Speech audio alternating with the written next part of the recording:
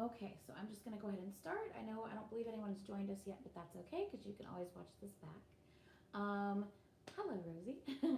Okay, so for today, the purpose of today's live is to basically read this book that is part of the BTS Universe storyline. So I'm not going to be interacting much. I want this live in this video, and I will save this video to serve as kind of an audiobook for those who are interested and kind of following our journey with the storyline. So that's what this live is going to be for. If you're not able to watch it right now, that's not a big deal. Like I said, this live will be saved. So you can always replay it and watch it back later when you have more time or when you just need something in the background to listen to.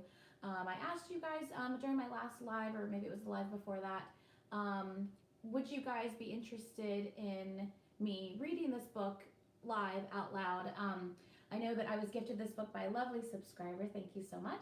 And as you guys know, I have already, Rennie, hey, did I get you to send me your address for the winning? If you haven't, please, sorry to interrupt this live broadcast, please DM me your full name and address if you haven't already. And if you have, ignore me. I just saw your name pop up and I remembered that at one point I hadn't received your address to send you your photo card that you won. So please send it to me if you can.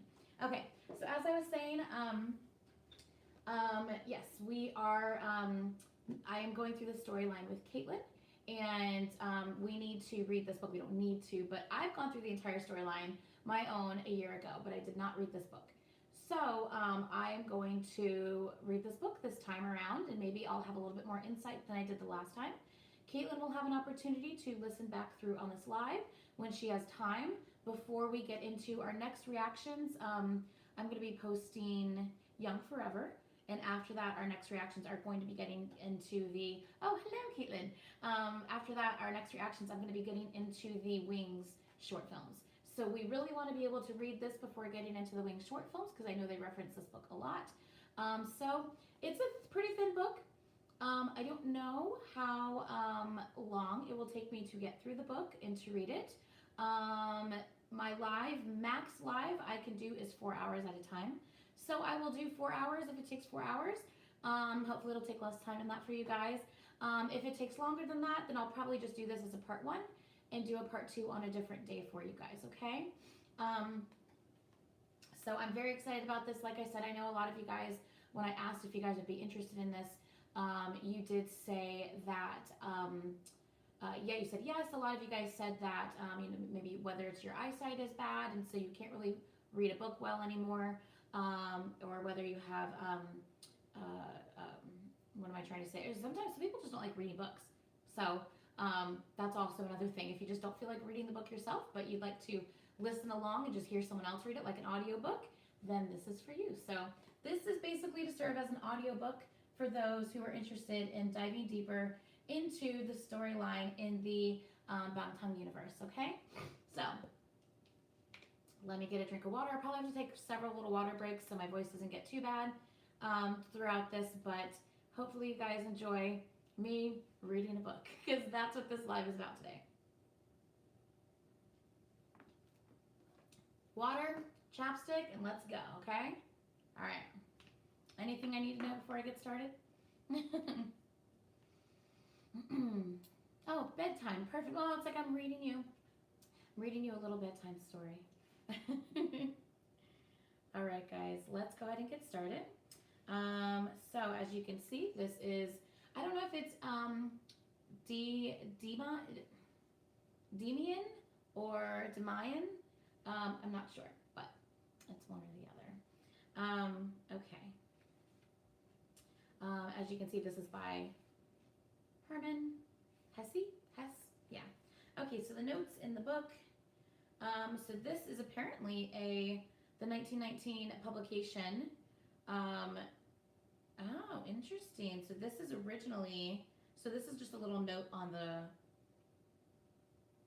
actual writer itself. Oh, really, really interesting. Okay, I'm not going to worry about the notes on the writer itself. I'm just going to get into the storyline, okay? All right, looks like we are, is this chapter 1? No, this is a little intro to the chapter. Sorry, one second. It's kind of laid out a little odd. So there's the notes, as you can see first. There's the notes, but it talks about the writer himself. So I'm not really going to get into that at the moment since we're just focusing on the storyline. But then after that, there's this. But then it gets into chapter 1. So I'm going to start with this little intro part before the chapter 1, okay? Okay, let's do this. I got my cute little kitty pillow to keep me company, okay? All right. So it says, and can you guys hear me okay? Please tell me you can hear me okay. Do I need to speak a little louder, or is this a good volume for you guys? Okay, volume? Okay, perfect. All right. I don't know what my hair is doing. What else? Okay, perfect. Okay, guys, let's do this. A bit louder, please. Okay. It says, all I really wanted was to try and live the life that was spontaneously welling up within me. Why was that so very difficult? To tell my story, I have to start far in the past. If I could, I'd have to go back much farther yet, to the very earliest years of my childhood, and even beyond them to my distant origins. Oh no, this is I think this is still about him. I think this is still about the reader. Anyway, I'm going to read it. I still think this is about the author, by the way. It says, when authors write novels, they usually act as if they were God and could completely survey and comprehend someone's or some person's history and present it as if it were God telling it to himself, totally unveiled in its essence at all points. I can't any more than those authors can. But my story is more important to me than any author's is to him, because it's my own. It's a story of a human being, not an invented potential ideal or otherwise non-existent person, but a real, unique, living one. To be sure, people today have less of an idea than ever before what a really living person is. In fact, human beings, each one of whom is a priceless, unique experiment of nature, are being shot to death in carloads. If we weren't something more important than unique individuals, if we could really be totally dispatched from the world by a bullet, it would no longer make sense to tell stories. But each person is not only himself, he is also the unique, very special point, important and noteworthy in every instance, where the phenomena of the world meet, once only, and never again in the same way. And so every person's story is important, eternal, and divine. And so every person, to the extent that he lives and fulfills nature's will, is wondrous and deserving of full attention. In each of us, spirit has become form. In each of us, the created being suffers. In each of us, a redeemer is crucified. And then a little note at the bottom says, the First World War was still raging at the time of writing. Not many people nowadays know what man is. Many feel it and therefore die more easily, just as I shall die more easily when I have finished writing this story. I have no right to call myself one who knows. I was one who seeks, and I still am, but I no longer seek in the stars or in books. I am beginning to hear the teachings of my blood pulsing within me. My story isn't pleasant. It's not sweet and harmonious like the invented stories. It tastes of folly and bewilderment, of madness and dream, like the life of all people who no longer want to lie to themselves. Every person's life is a journey toward himself. The attempt at a journey, the imitation,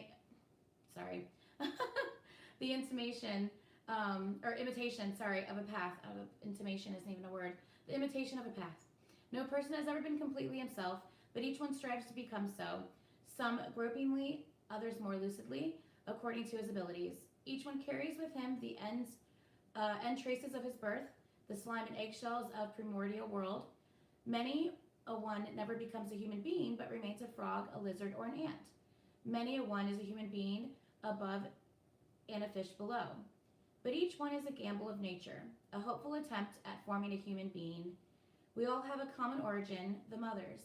We all come out of the same abyss, but each of us, a trial throw of the dice from the depths, strives towards his goal. We can understand one another, but each of us can only interpret himself. And at the bottom, there's a note that says, perhaps merely our mothers, but in view of the mythological creature of this novel, almost surely a reference to the mother's primordial earth goddess in Acts 1 and 2 of the second part of Goethe's Faust. he's referencing another book. Okay? So, the tea has been spilled. Oh no. Hmm? I don't know what's going on. Okay. So that was like his little intro of him, him explaining, I guess, himself and what he's going for in reading this. So now let's get into chapter 1. Let's do this. Read a bit louder. Okay, why don't I just go a little bit closer?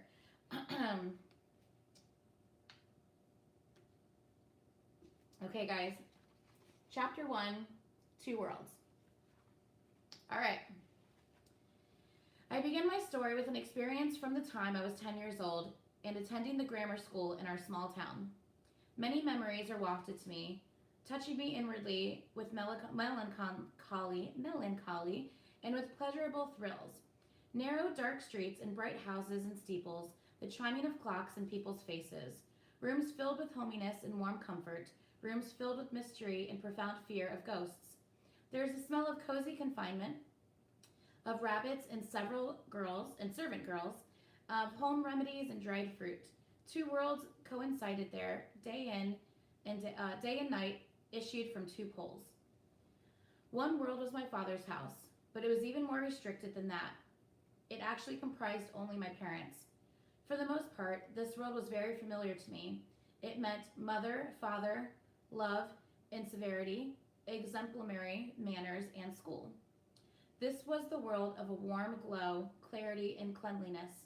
Gentle, friendly speech, washed hands, clean clothes, and proper behavior were at home here. Here, the morning choral was sung. Here, Christmas was celebrated. In this world, there were straight lines and paths leading to the future. There were duty and guilt, a troubled conscience and confession, forgiveness and good resolutions, love and respect, Bible sayings and wisdom. This was the world to adhere to if one's life was to be bright and pure, lovely and well ordered. Side note real quick, please don't spoil anything in the comment section for those who have not followed along with the BTS storyline yet. I forgot to say that at the beginning. I just want to say that now real quick. Please, no spoilers in the comment sections for anyone who's following along. We don't want to ruin anything for them, okay? Thank you, guys.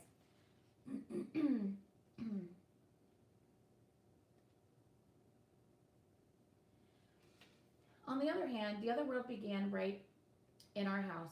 It was altogether different, smelled different, spoke differently, made different promises and demands. In this second world, there were maids and journeymen, ghost stories, and scandalous rumors.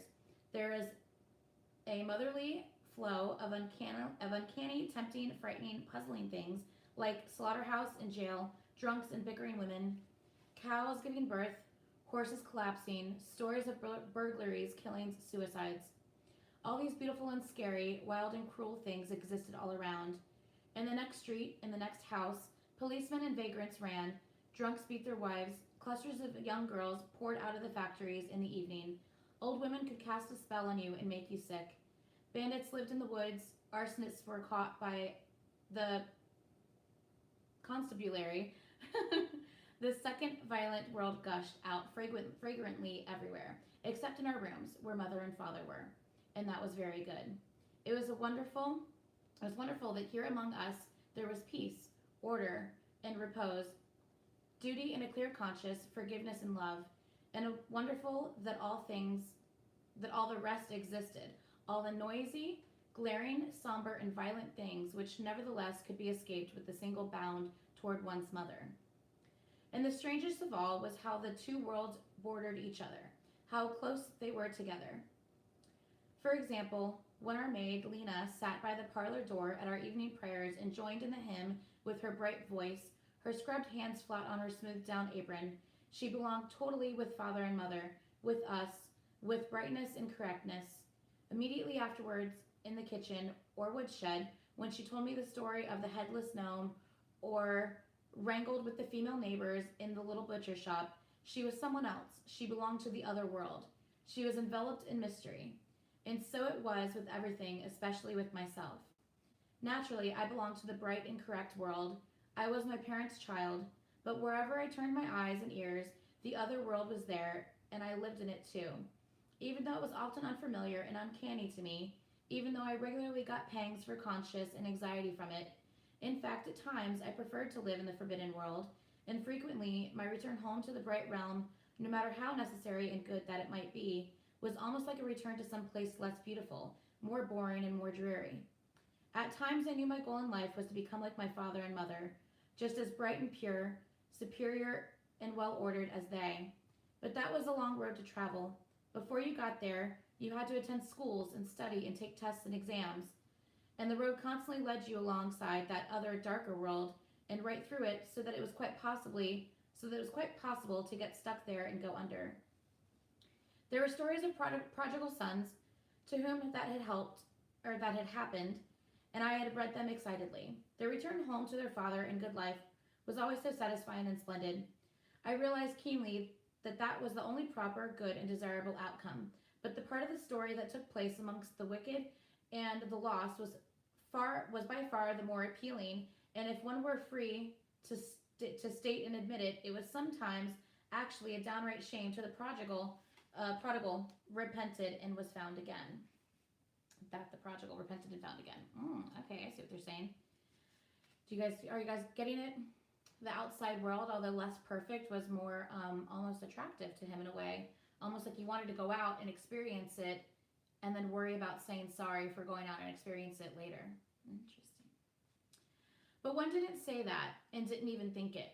The idea was merely somehow present as a premonition or possibly deep down in your mind. When I visualized the devil, I could quite easily imagine him down in the street, disguised or clearly identifiable, or else at the fair or in a tavern, but never in our house. My sisters also belonged to the bright world. It often seemed to me that their nature was close to our fathers and mothers. That their nature was closer to our fathers and our mothers. They were better, more well-behaved, faultless compared to me. They had shortcomings. They could be not, but as I saw it, that wasn't very serious. It wasn't as it was with me. In my case, contact with the evil was often so burdensome and torturing, the dark world was much nearer at hand. Like my parents, my sisters were people to be protected and honored. After any fight with them, my own conscience declared me to be the one in the wrong, the instigator, the one who had to ask for forgiveness. For by insulting my sisters, I was insulting my parents, the good and imposing faction. There were secrets I could much sooner share with the coarsest street boys than with my sisters. On good days, days of brightness and an untroubled conscience, it was often delightful to play with my sisters, to be good to them and well behaved, and to see myself in a fine and noble aura. That's how it must be to an angel. That was the highest goal within our ken, and we imagined it was sweet and wonderful to be an angel, enveloped in bright music and fragrance, like Christmas and happiness. Oh, how seldom it was possible to live such hours and days. Often while playing good, inoffensive, permissible games, I became too excited and violent for my sisters to put up with. This led to arguments and unhappiness, and when anger overcame me at such times, I was a terror, doing and saying things whose vileness I felt deeply and painfully at that very moment. I did and said them. Then came vexing, dark hours of regret and contrition, and then the awful moment when I had asked to be forgiven, and then once again a ray of brightness, a silent, grateful sense of undivided happiness that would last hours or only moments.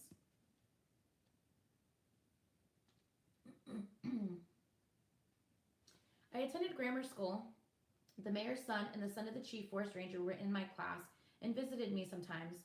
Though wild boys, they nevertheless belonged to the good, permissible world, and yet I had close relation with the neighbor boys who went to the ordinary elementary schools, boys we usually looked down on. It's with one of them that I must begin my story. One afternoon, when there were no classes, I was not much more than 10 years old. I was hanging around with the two boys from the neighborhood. Then a bigger boy joined us, a burly, rough fellow of about 13 from the elementary school, the son of a tailor.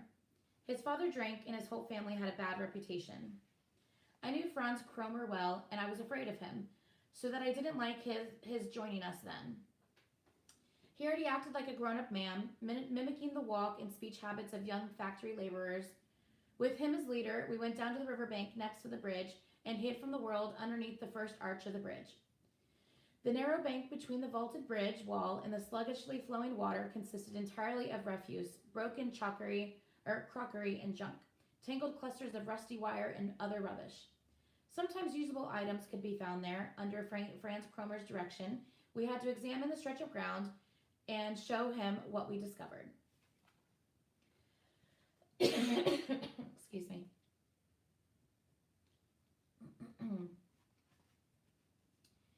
Then he either pocketed it or threw it into the water.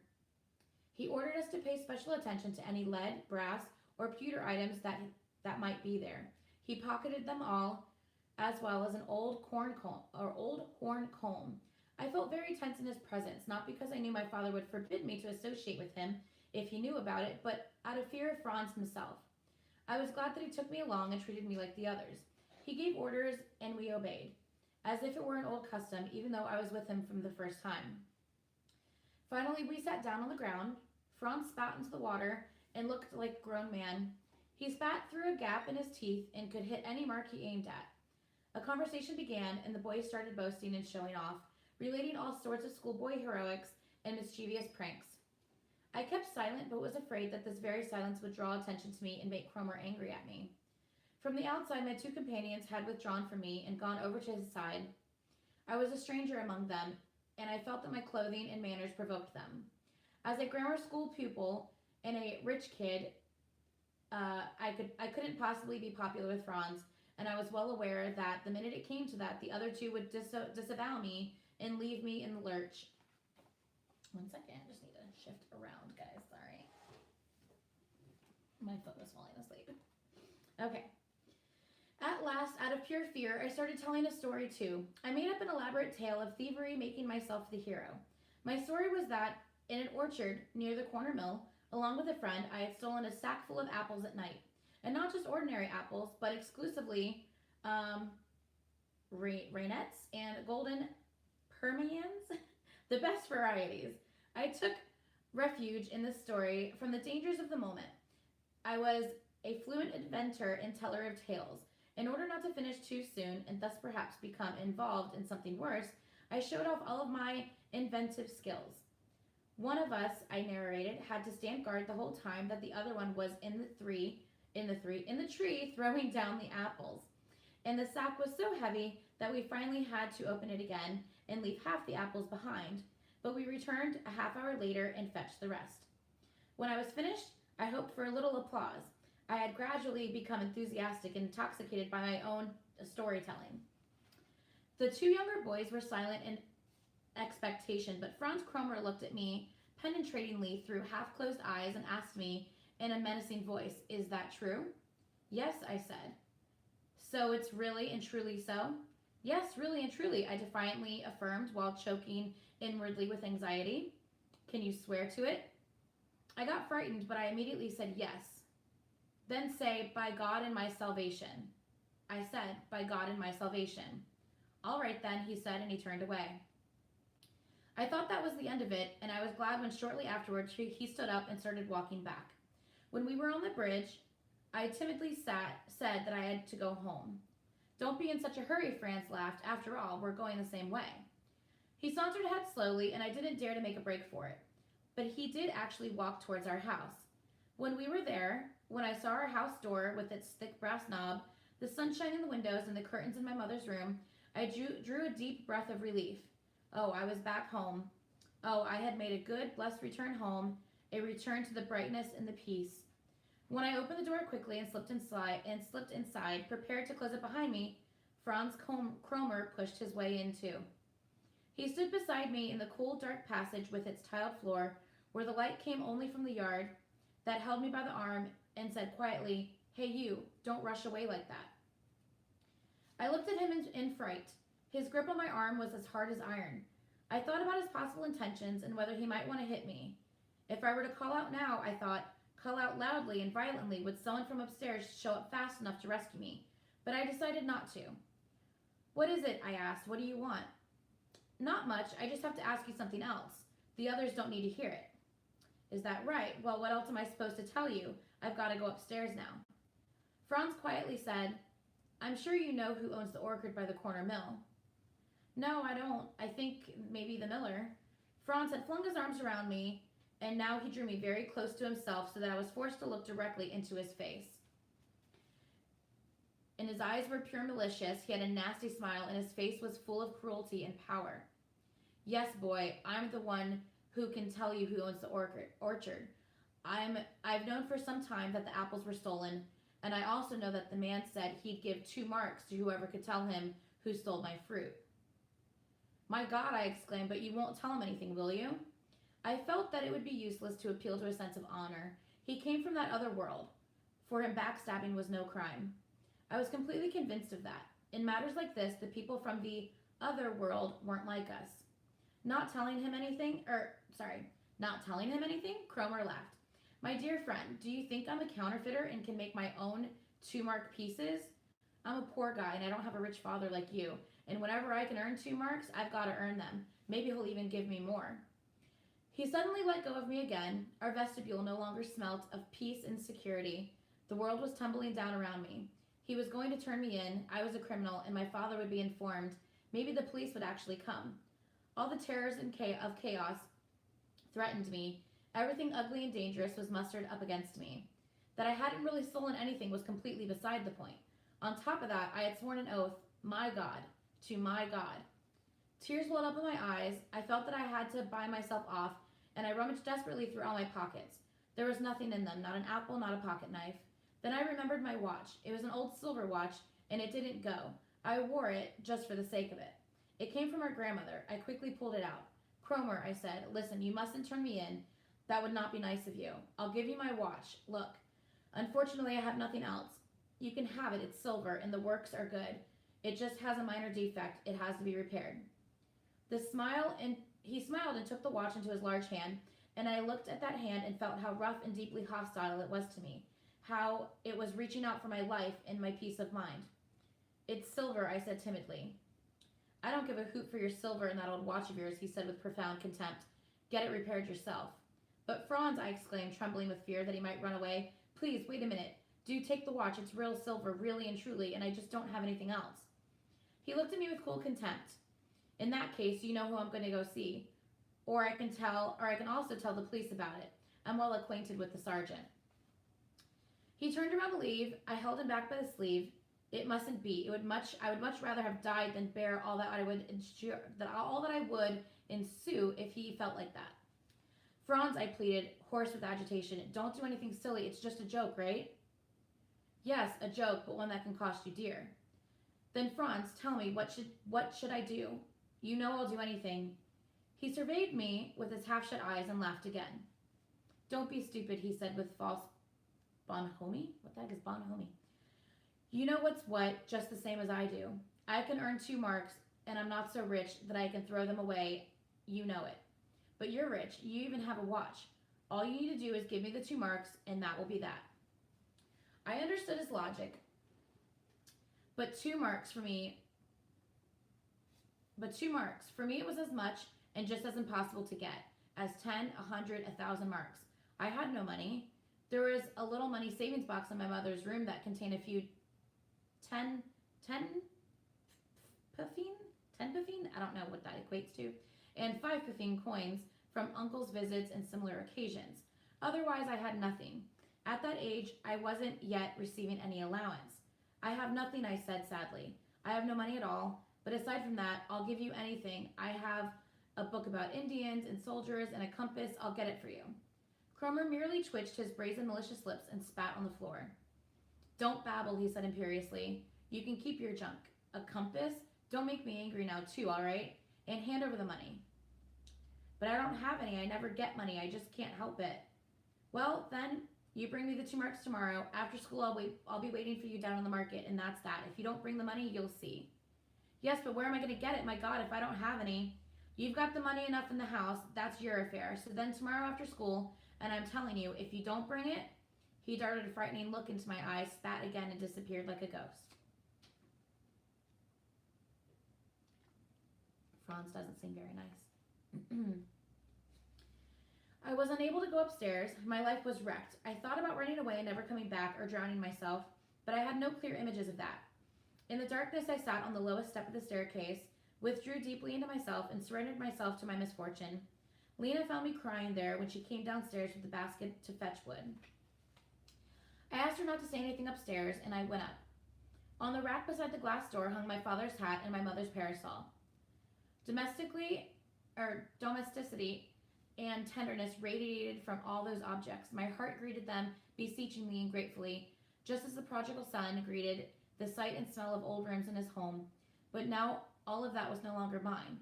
It was all part of the bright world of my father and my mother, and I had sunk, guilt-laden, deep into the strange waters, entangled in intrigue and sin, threatened by my enemy, and a prey to perils, anxiety, and shame.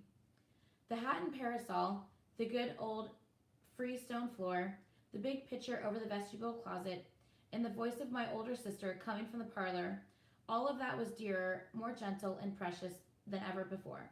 But it no longer spelled consolation and solid possession.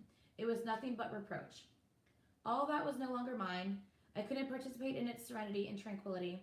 There was dirt on my shoes that I couldn't scrape off on the mat. I carried shadows along with me that were unknown to the world of my home. I had plenty of secrets in the past and plenty of anxiety, but that was all a game and a joke in comparison with what I was carrying with me into these rooms today. Fate was hounding me. Hands were reaching out at me from which my mother couldn't protect, of which she shouldn't even learn. Whether my crime was a theft or a lie, hadn't I sworn a false oath by God and my salvation? It didn't matter. My sin wasn't any particular action. My sin was having given my hand to the devil. Why had I gone along? Why had I obeyed Cromer more readily than I had ever obeyed my father?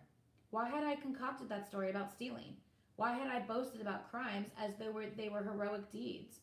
Now the devil had me by the hand. Now my enemy was after me. For a moment, what I felt was no longer fear about the next day, but above all, the terrible certainty that my path now led further and further downhill and into darkness. I perceived distinctly that my transgression must necessarily be followed by new transgressions, that rejoining my sisters, greeting and kissing my parents, it was all a lie, that I was carrying a destiny and secret within me that I was concealing within me. For a moment, trust and hope blazed up in me. When I contemplated my father's hat, I would tell him everything. I would accept his sentence and his punishment and make him my confidant and rescuer. It would only be a penance of the sort I had often undergone, a difficult, bitter hour, a difficult, repentant request for forgiveness. What a sweet sound that had, how appealing and tempting it was, but nothing came of it. I knew I wouldn't do it. I knew that now I had a secret, a guilt that I had to swallow on my own, all by myself. Perhaps I was at the crossroads right now. Perhaps from this time on, I would belong to the bad element forever and ever, sharing secrets with evil people, depending on them, obeying them, necessarily becoming like them. I had played the role of a grown man, of a hero, and now I had to endure the consequences. I was glad that when I walked in, my father dwelt on my wet shoes. It was a diversion, and he didn't notice what was worse, and I was allowed to undergo a reproach which I secretly applied to all the rest. As that happened, a strangely novel feeling was aroused in me, a malicious, corrosive feeling full of barbs. I felt superior to my father. For the space of a moment, I felt a certain contempt for his ignorance. His scolding on my account of my wet shoes seemed petty to me. If only you knew, I thought, and I felt like a criminal for being interrogated about a stolen bread roll, whereas he could have confessed to murders.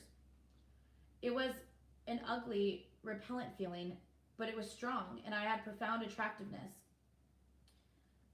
More than any other notion, it chained me more tightly to my secret and my guilt. Perhaps, I thought, Cromer had already gone to the police and turned me in, and storm clouds are gathering over me while I'm being treated like a child. Out of that whole experience, to the extent that I have narrated it up to here, that moment was the important and lasting element. It was the first rift in my father's sanctity. It was the first nick in the pillars on which my childish life had rested, and which every human being must destroy before he can become itself. It is of these experiences, invisible to everyone, that the inner essential line of our destiny consists. That kind of rift and nick closes over again.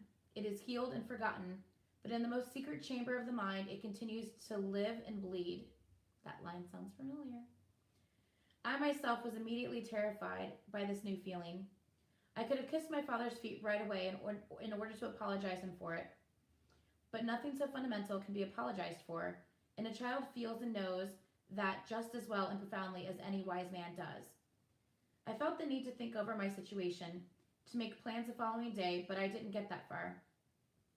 I was occupied that entire evening solely by getting used to the altered atmosphere in our parlor. It was as if the wall clock and the table, the Bible in the mirror, the bookshelf and the pictures on the wall were saying goodbye to me. With the heart growing cold, I had to watch my world, my good happy life, becoming the past and detaching itself from me.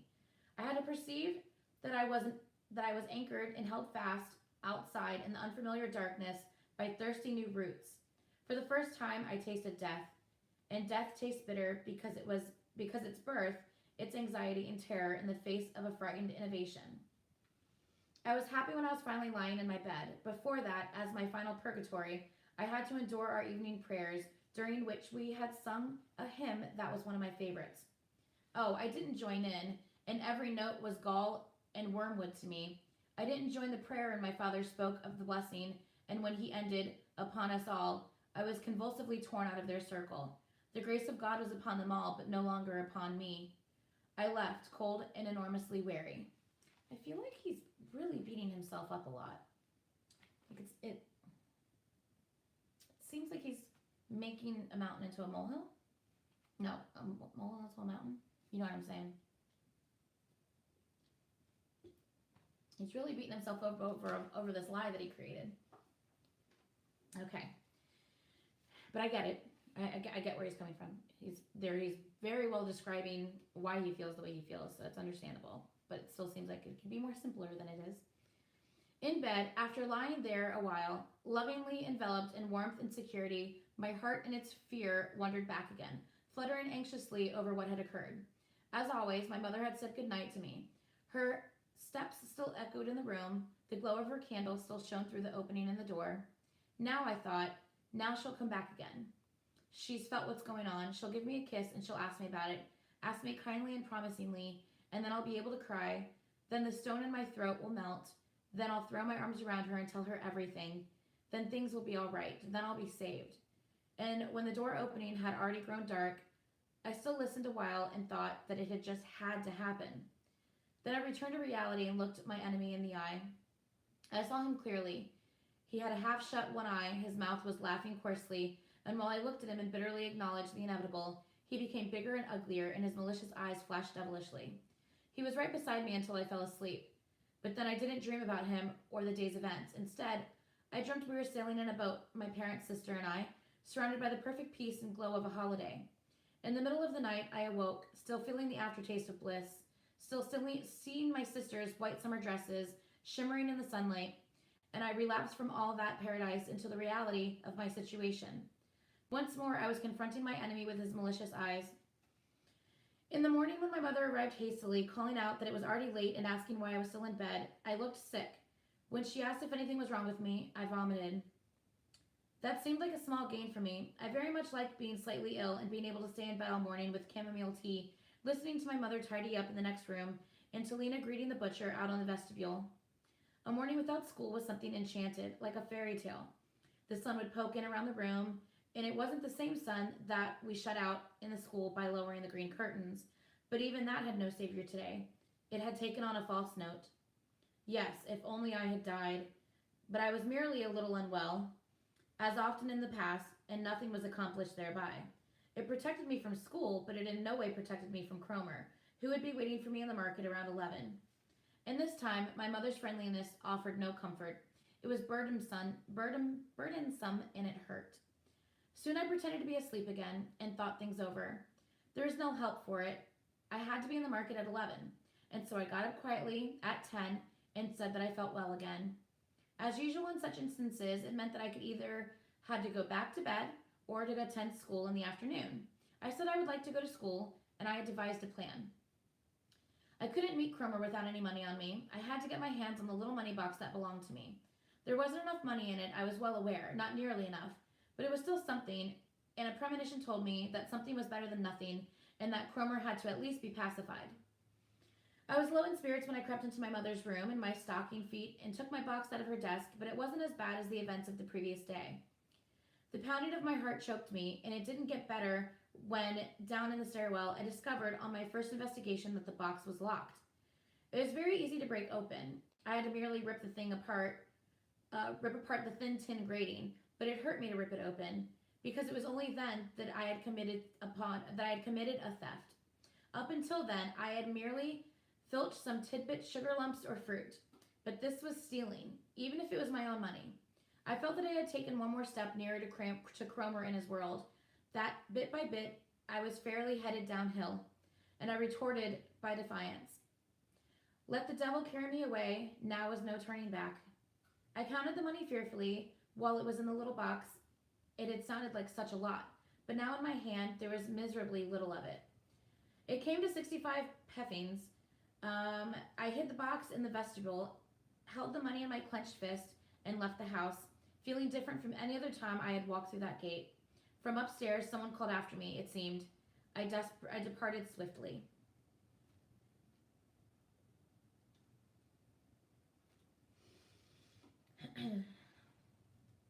There was still plenty of time. I sneaked around about paths through narrow streets of a changed town, beneath clouds never before seen, past houses that looked at me, people who were suspicious of me.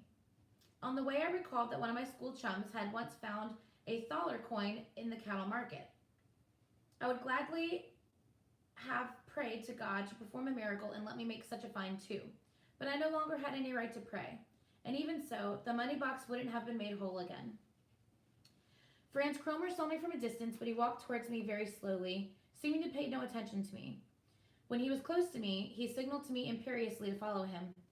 I continued walking calmly without looking around even once, down Straw Lane and over the footbridge until halting amongst the last houses in front of a construction site.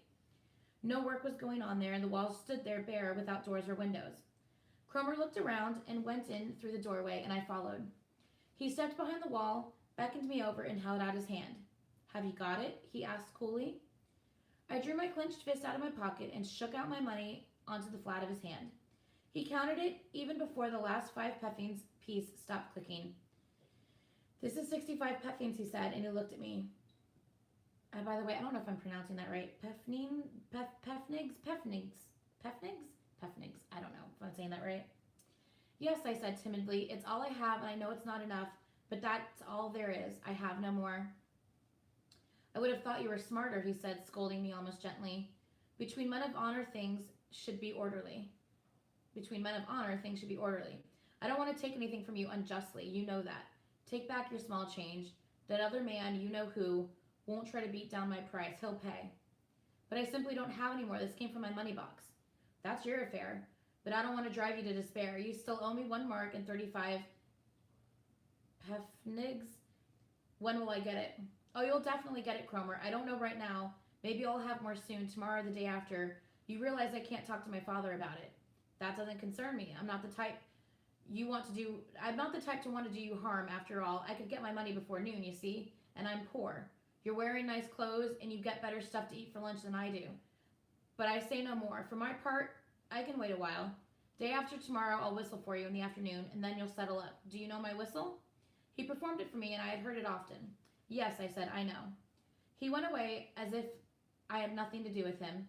It had been a business transaction between us and nothing more. I'm going to move this a little closer so I can sit back some. Sorry, guys. Okay. Even today, I think Cromer's whistle would give me a start if I heard it again suddenly. From that time on, I heard it frequently. I seemed to be hearing it constantly. There was no place, no game, no task, no thought that whistle didn't pierce through. It robbed me of my independence. It was now my fate. I spent a lot of time in our little flower garden, which I loved, during the gentle, colorful autumn afternoons, and a peculiar urge led me to play childish games of earlier years once more. To some extent, I was playing the role of a boy younger than I actually was, a boy still good and free, innocent and secure. But in the midst of it all, always unexpected and yet always frightfully disruptive and unsurprising, Cromer's whistle came from somewhere else, from somewhere or other, cutting the thread, destroying all the illusions. Then I had to go. I had to follow my tormentor to bad, ugly places. I had to make an accounting to him, and be done for money. The whole thing lasted a few weeks, perhaps, but it felt to me like years or an eternity. I seldom had money, a 5 or 10 pfennig coin stolen from a kitchen table when Lena left her shopping basket lying there.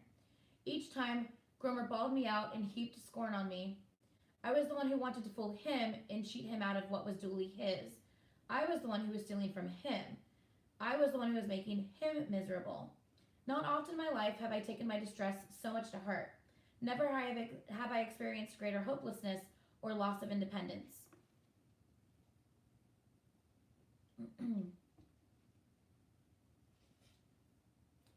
I had filled the money box with game tokens and put it back where it was. No one asked about it, but that too could come down around my ears any day. Even more than Cromer's vulgar whistle, I often feared my mother when she walked up to me softly. Wasn't she coming to ask me about the money box? Since I had presented myself to my devil without money and a number of times, he began to torture and exploit me in another way. I had to work for him. I had to make deliveries for his father. I had to make them for him. Or else he commanded me to perform some difficult heap, to hop on one leg for 10 minutes, or to attach a scrap of paper to a passer's-by coat. Many nights and dreams I continued suffering these torments and lay bathed in sweat from those nightmares. For a while I became ill. I vomited frequently and was subject to chills through the night. I was sweaty and feverish. My mother felt that something was wrong and displayed a lot of sympathy, which tortured me because I couldn't repay her with my confidence. One evening when I was already in bed, she brought me a piece of chocolate. That was reminiscent of earlier years in which on many evenings I had been well behaved. I had received similar comforting tidbits at bedtime. Now she stood there and held out the piece of chocolate to me. I felt so bad that all I could do was shake my head. She asked what was wrong with me and stroked my hair. I could merely blurt out, "No, I don't want anything." She put chocolate on the night table and left, and when she tried to ask me about it the following day, I pretended I didn't remember anything about it. Once she sent for the doctor to see me, he examined me and left instructions that I should wash in cold water every morning. My condition in that period was sort of insanity. In the midst of our household's orderly, peaceful existence, I was living as frightened and tormented as a ghost. I didn't participate in the life of others and rarely took my mind off my troubles even for an hour. With my father, who was often irritated and questioned me, I was cold and reserved. All right, guys, we're on chapter 2. Okay, let's see. I'm trying to anticipate how. Okay, so that took about just under an hour for trying to calculate how long this might take, guys. For, let's say, 15 pages took about an hour. So we could probably get through about, oh, my nose is itching, 60 pages, and there are 109 in this book. So this is probably going to have to be split into 2 parts, okay, guys? Oh, my God, my nose itches. Okay, chapter 2, and the title is Cain. Are you guys able to hear me okay? Am I reading it okay? Sorry, I keep fumbling on words here and there. That's what happens when you read out loud. But is my volume okay? Do I sound okay? Can you understand me clearly? It's okay? You can hear fine? Okay. Okay, good stuff, guys. I'm going to continue. Thank you. Okay. Rescue from my tortures came from an altogether unexpected quarter, and along with it, something new came into my life. Something that had affected it to this very day. Shortly before this time, a new pupil had been enrolled in our grammar school. He was the son of a well-to-do widow who had moved to our town, and he wore a crepe band on his sleeve. He was in a higher grade than I was, and he was several years older, but he soon caught my attention, as he did everybody's. This remarkable pupil seemed to be much older than he looked. No one got the impression that he was just a boy. In the midst of our childish crowd, he moved about like a stranger, as mature as a man, or rather a gentleman. He wasn't popular. He didn't take part in our games, let alone our fights. The only thing about him the rest of us liked was the self-confident, firm tone in which he addressed the teachers. His name was Max Demian. I don't know if it's Demian, Demine. What should we call him, guys? Just so going forward, how should I be pronouncing this? So, because apparently his name is going to be said a lot in this book. How do I need to pronounce this? Demian, Demian,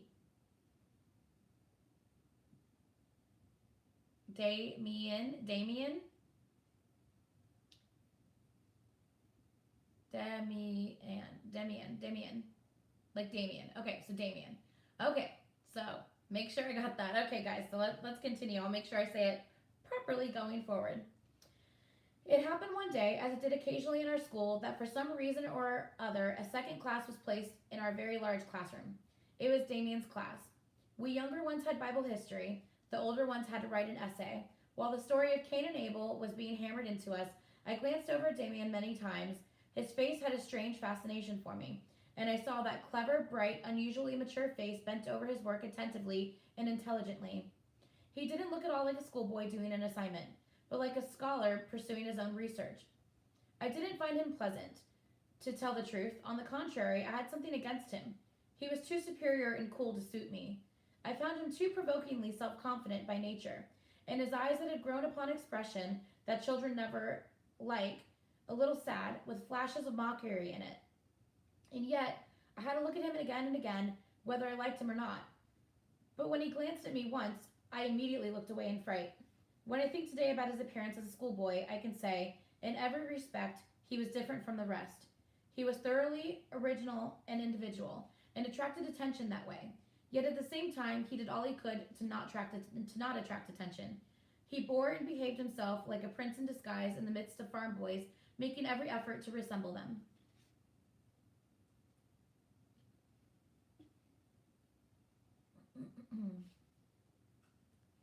On the way home from school, he walked behind me.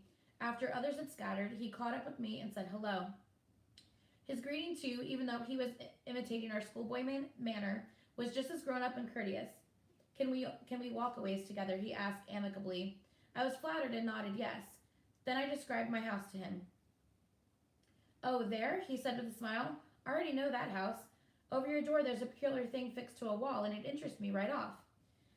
At first I didn't know what he meant, and I was amazed that he seemed to know our house better than I did. Yes, as a keystone over the entrance there was a kind of coat of arms, but in the course of time it had been worn away and it had frequently been painted over. As far as I knew, it had nothing to do with us or our family. I don't know anything about it, I said timidly. It's a bird or something of the sort. It must be very old. They say the house was once part of the monastery. That may well be, he nodded. Just take a look at it. Things like that are often interesting. I think it's a sparrowhawk. We kept walking. I was quite intrigued. Suddenly Demian laughed as if something had struck him as funny. Yes, I was there during your lesson, he said animatedly. The story of Cain, who had a mark on his forehead, right? Do you like it? No, I had rarely liked any part of all the stuff we had to learn, but I didn't dare say so. It was as if an adult were walking and talking with me, so I said I liked the story fine. Demian tapped me on the shoulder. You don't have to pretend with me, friend, but the story is actually very peculiar. I think it's much more peculiar than most others that occur in the course. In fact, the teacher didn't say much about it, merely the usual remarks about God, sin, and so forth. But I think, he broke off, smiled, and asked, but does this interest you? Well then, he resumed, I think this story of Cain can be understood in a completely different way. Most of the things we're taught are certainly quite true and correct, but they can also all be viewed in a way different from teachers, and they generally make much better sense. For instance, it's very hard to be satisfied with this Cain and the mark on his forehead the way it's explained to us. Don't you think so too? That someone kills his brother during an argument? Hold on 1 second. That someone kills his brother during an argument, yes. That can certainly happen. And that he gets scared afterwards and climbs down a peg, that's possible too. But that he is specially rewarded for his cowardice with the medal of distinction that protects him and frightens everyone else is really odd, you must admit. Of course, I said, showing interest. The subject was beginning to entrance me. But how can you explain the story differently? He tapped my shoulder. Very simply. What actually existed and gave rise to the story in the first place was the mark. There was a man with something on his face that frightened others. They didn't dare touch him. He made an impression on them. he and his children. Maybe, or certainly, there wasn't really a mark on his forehead, like a postmark.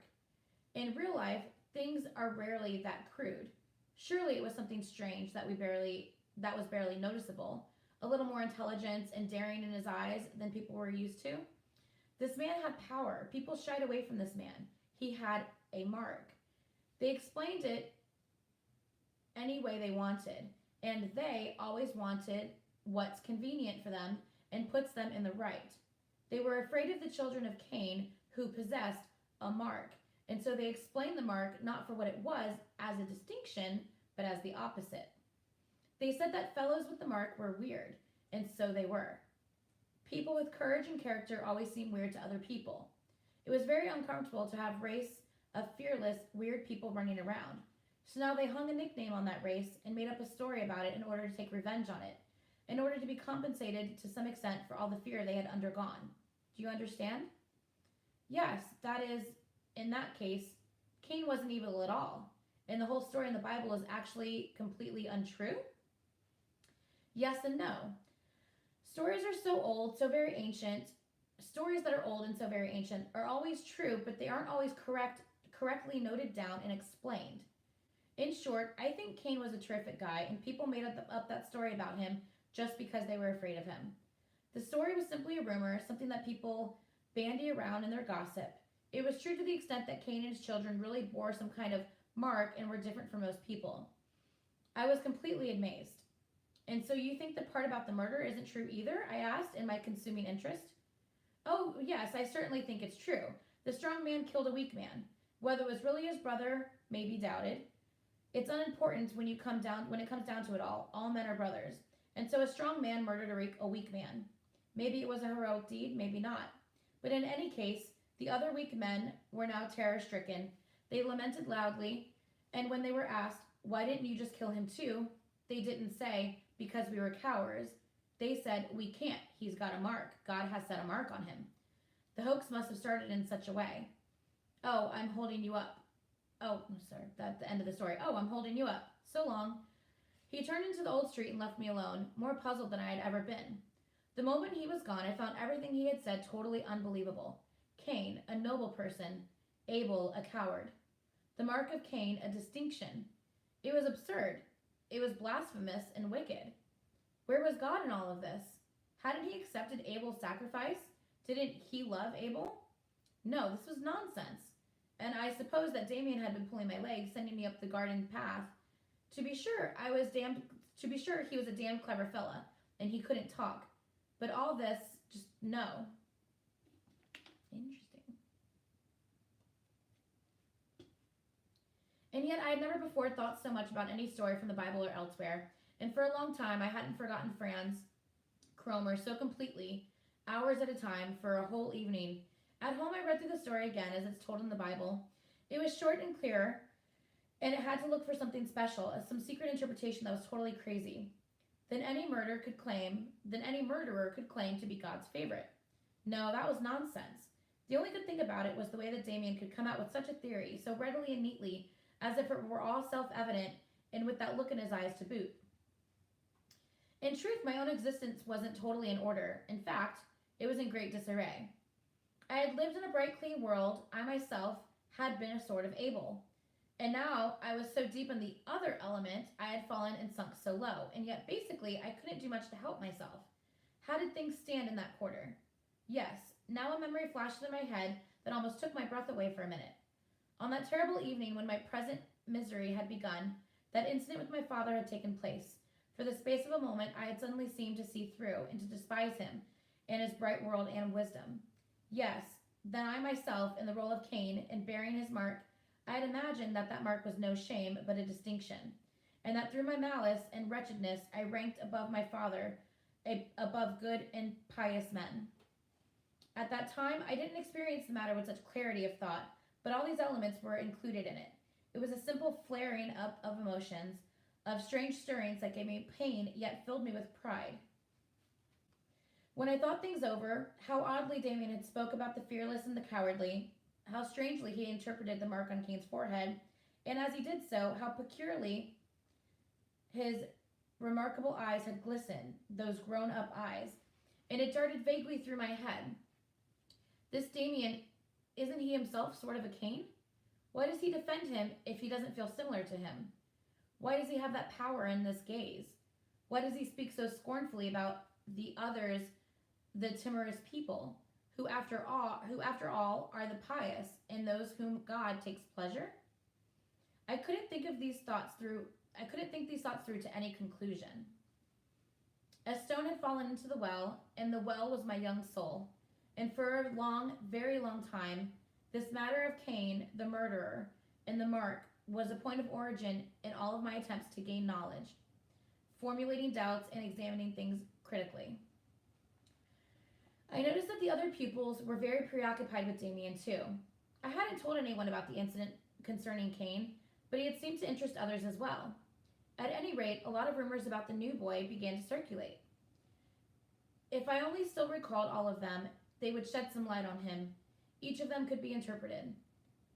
All I still recall is that in the first bit of gossip was Damian's mother was very rich. People also said that she never went to church, not her son either. Rumor had it they were Jews, or they might be crypto-Muslims. Further tales were told about Max Damian's physical strength. What was certain was that when the strongest boy in class challenged him to a fight and called him a coward when he refused, Demian inflicted a stunning humiliation on him. Those were present said that Demian had merely taken him by the neck with one hand and squeezed tight. Then the boy turned pale, and afterward he sneaked away for days and was unable to use his arm.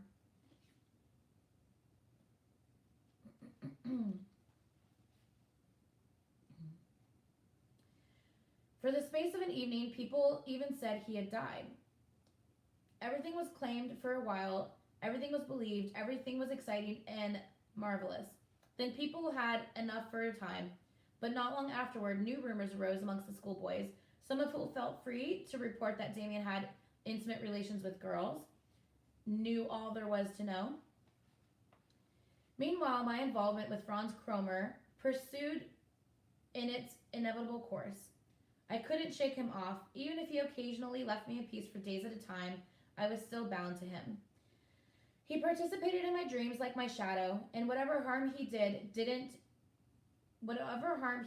do to me, in reality, my imagination let him do in those dreams, in which was his abject slave. Let me reread that sentence, because I chopped that up bad. He participated in my dreams like my shadow, and whatever harm he didn't do to me in my reality, my imagination let him do in those dreams, in which I was his abject slave. I lived in those dreams. I was always a heavy dreamer, more than in real life. Those shadows consumed my strength and life. Among other things, I frequently dreamt that Cromer was beating me, spitting on me, and kneeling on me, and what was worse, that he lured me on to commit serious crimes. No, not so much lured me as simply forced me by means of his powerful influence. The most frightening of those dreams, from which I awoke half crazy, included a murderous attack on my father. Cromer sharpened a knife and handed it to me. We were standing behind trees in a tree-lined avenue, lying in wait for someone. I didn't know whom, but when someone came by and Cromer indicated to me by pressure on my arm that that was the person I had to stab, it was my father. Then I awoke. These things, of course, still made me think about Cain and Abel, not so much about Demian anymore. When he first regained contact with me, it was also in a dream, strangely enough. It was like this, I dreamt again about being beaten and terrorized, but this time, instead of Cromer, it was Demian kneeling on me. And this was entirely new and made a strong impression on me. All that Cromer had made me suffer in the way of torture and struggling against it, I accepted from Demian gladly, with an emotion made up just as much of pleasure as of fear. I had this dream twice, then Cromer returned to his original role. What I experienced in these dreams and what was actuality, I have been unable to distinguish clearly for some time now. In any case, my bad relationship with Cromer took its course and was by no means finished when I had finally paid off the amount I owed him by a series of petty thefts. No, now he knew about those thefts because he kept asking me where the money was coming from, and I was more in his power than ever before. He frequently threatened to tell my father everything, and then my anxiety was scarcely as strong as my deep regret at not having done so myself at that very outset. And yet, wretched, I still felt. I still did nothing. I still didn't regret everything. At least not all the time. At times I thought I felt that things just had to be that way. I was under a cloud of calamity, and it was pointless to try to break out of it. Presumably my parents suffered a great deal from this state of affairs. A strange spirit had overcome me. I no longer belonged in our little community, which had been so intimate, and for which I was often assailed by acting nostalgia as if for loss of Eden. I was treated, especially by my mother, more like a sick person than like a villain. But I could best discern the true states of things from the behavior of my two sisters towards me. This behavior, which was extremely considerate and yet made me infinitely miserable, indicated clearly that I was some sort of possessed person whose condition was more to be pitied than blamed, but nevertheless one in whom evil had taken up residence. I was aware that I was being prayed for, not in the same way as in the past, and I felt how futile those prayers were. I often ardently perceived a longing for relief, the desire for proper confession, but I also felt in advance that I would be unable to tell and explain things correctly to either my father or mother. I knew that they would receive my words amicably. They would carefully spare my feelings, in fact, pity me, but they wouldn't fully understand me, and the whole thing would be looked on as a sort of minor infraction, whereas it was actually my fate. I know that many people won't believe that a child not yet 11 is capable of such feelings. It is not to those people that I am telling my story. I'm telling it to those who have greater knowledge of humanity. An adult who has learned how to transform part of his emotions into thought processes notices that such thoughts aren't present in a child, and then concludes that the experiences aren't present either. But only seldom in my life have I had such deep and painful experiences as I had then. One rainy day when my tormentor had ordered me to meet him on Citadel Square, I was standing and waiting, burrowing with my toes in the wet chestnut leaves that still kept falling from the black, dripping trees. I had no money, but I had stashed away 2 pieces of cake, which I was carrying with me so I could give Chrome or something at least. I had a long gown accustomed to stand around in a corner. I had long grown accustomed to stand around in a corner somewhere waiting for him, often for a very long time, and I accepted it passively, the way people accept what cannot be changed. Finally, Cromer arrived. That day he didn't stay long. He gave me a couple pokes in the ribs. He laughed, he took my cake, and he offered me a damp cigarette, which I did not take. He was more friendly than usual. Yes, he said as he was leaving, so don't forget, next time you could bring along your sister, the older one. What's her name anyway? I didn't understand and I made no reply. I just looked at him in astonishment. Don't you get it? I want you to bring along your sister. I understand, Cromer, but I won't. I mustn't, and she wouldn't come anyhow. I expected that was just another harassment and some kind of pretext. He did that frequently, making the impossible demand, frightening me, humiliating me, and then gradually arriving at some bargain, and then I would have to buy myself off with little money or other gifts. This time he was altogether different. He was scarcely angry at my refusal. All right, he said offhandedly. Think it over. I'd like to get acquainted with your sister. You'll see it's possible. All you need to do is take her along on one of your walks, and then I'll join you. Tomorrow I'll give you a whistle, and we'll talk about it again. When he was gone, I suddenly had some inkling of what his request meant. I was still totally a child, but from gossip, I knew that when boys and girls were a little older, they were able to do some kind of secret, disgusting, and forbidden things with each other. And so now I was supposed to, all of a sudden it became clear to me how monstrous it was. Oh, I'm like, what is going on? Okay, at once I resolved firmly to never do it, but I hardly dared to think what would happen next and what sort of revenge Cromer would take on me. A new kind of torture was beginning for me. The rest hadn't been enough. I walked across the empty square disconsolately, my hands in my pockets. New torments, new slavery. Then a vigorous, deep voice called to me. I got frightened and started running. Someone was running after me. A hand grasped me gently from behind. It was Max Demian. I surrendered. It's you, I said unsteadily. You gave me such a scare. He looked at me, and his gaze had never been more like that of an adult, a superior man of penetrating intelligence than it was now. It was a long time since we had spoken to each other. I'm sorry, he said in his polite but very resolute way. But listen, No one should let himself get so scared. Well, it can happen. Well, apparently, but if you jump like that when someone comes along who has never harmed you, that someone starts to think about it. It surprises him and makes him curious. That someone thinks to himself, it's strange how easily you can get scared. And he goes on thinking, people only act that way when they have some anxiety.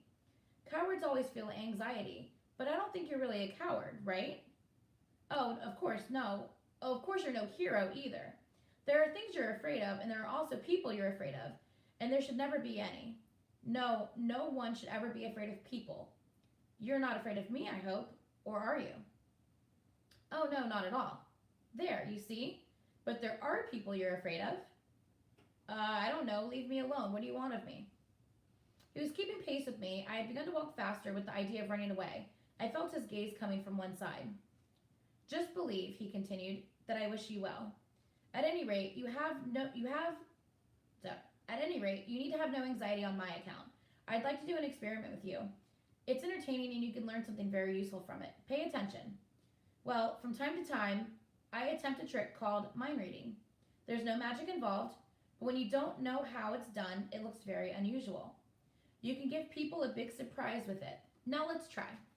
You see, I like you, or I'm interested in you, and now I'd like to summon upon your hidden thoughts. I've already taken the first step in that direction. I scared you, and so you're easily scared. So there are things and people you're afraid of, but why should that be? No one needs to be afraid of anyone. If a person is afraid of someone, it's because he allowed that someone to acquire power over him. For example, he's done something wrong and the other person knows it. Then he has power over you. Get it? It's surely clear, isn't it? I looked at him in the face helplessly.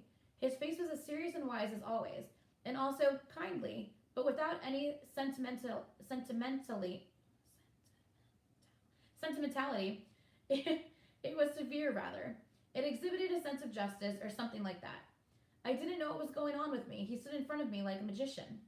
Do you understand? He asked again. I nodded. I couldn't speak. As I said, mind reading looks funny, but it's quite a natural process. For example, I could also tell you fairly accurately what you thought about me when I once explained the story of Cain and Abel to you. Well, this isn't the time to do so. I even think it's possible that you've dreamt about me. But let's drop that. You're a clever boy. Most of them are so stupid.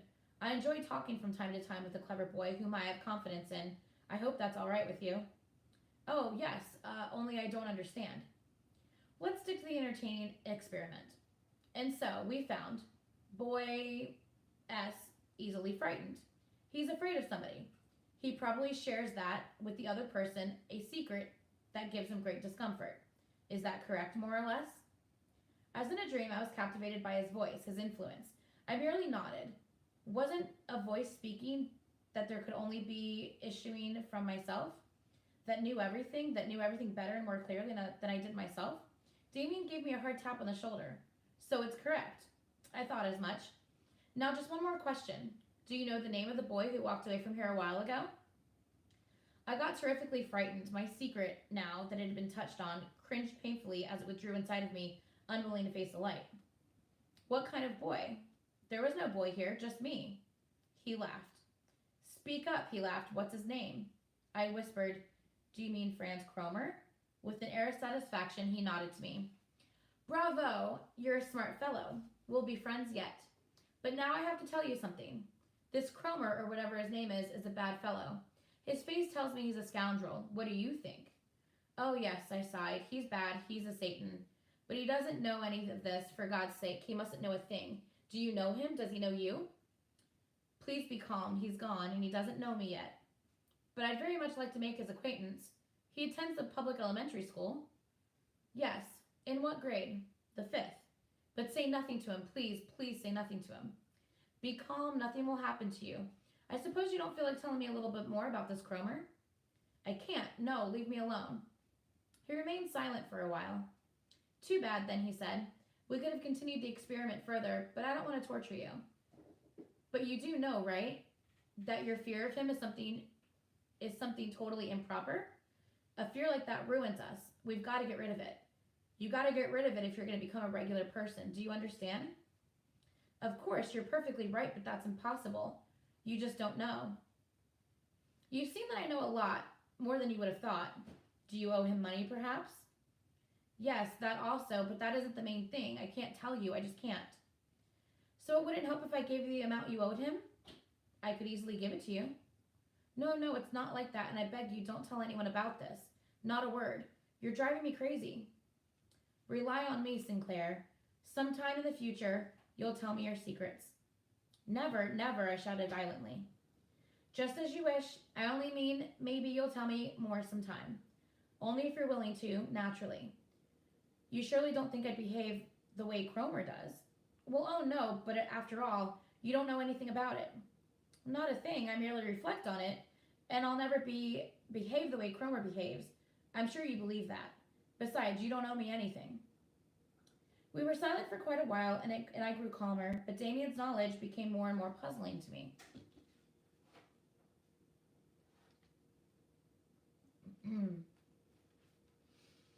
I'm going home now, he said, and drew his waterproof coat more tightly around him in the rain. I'd just like to tell you one thing again, since we've come this far. You ought to get rid of that fellow. If it can't be done any other way, kill him.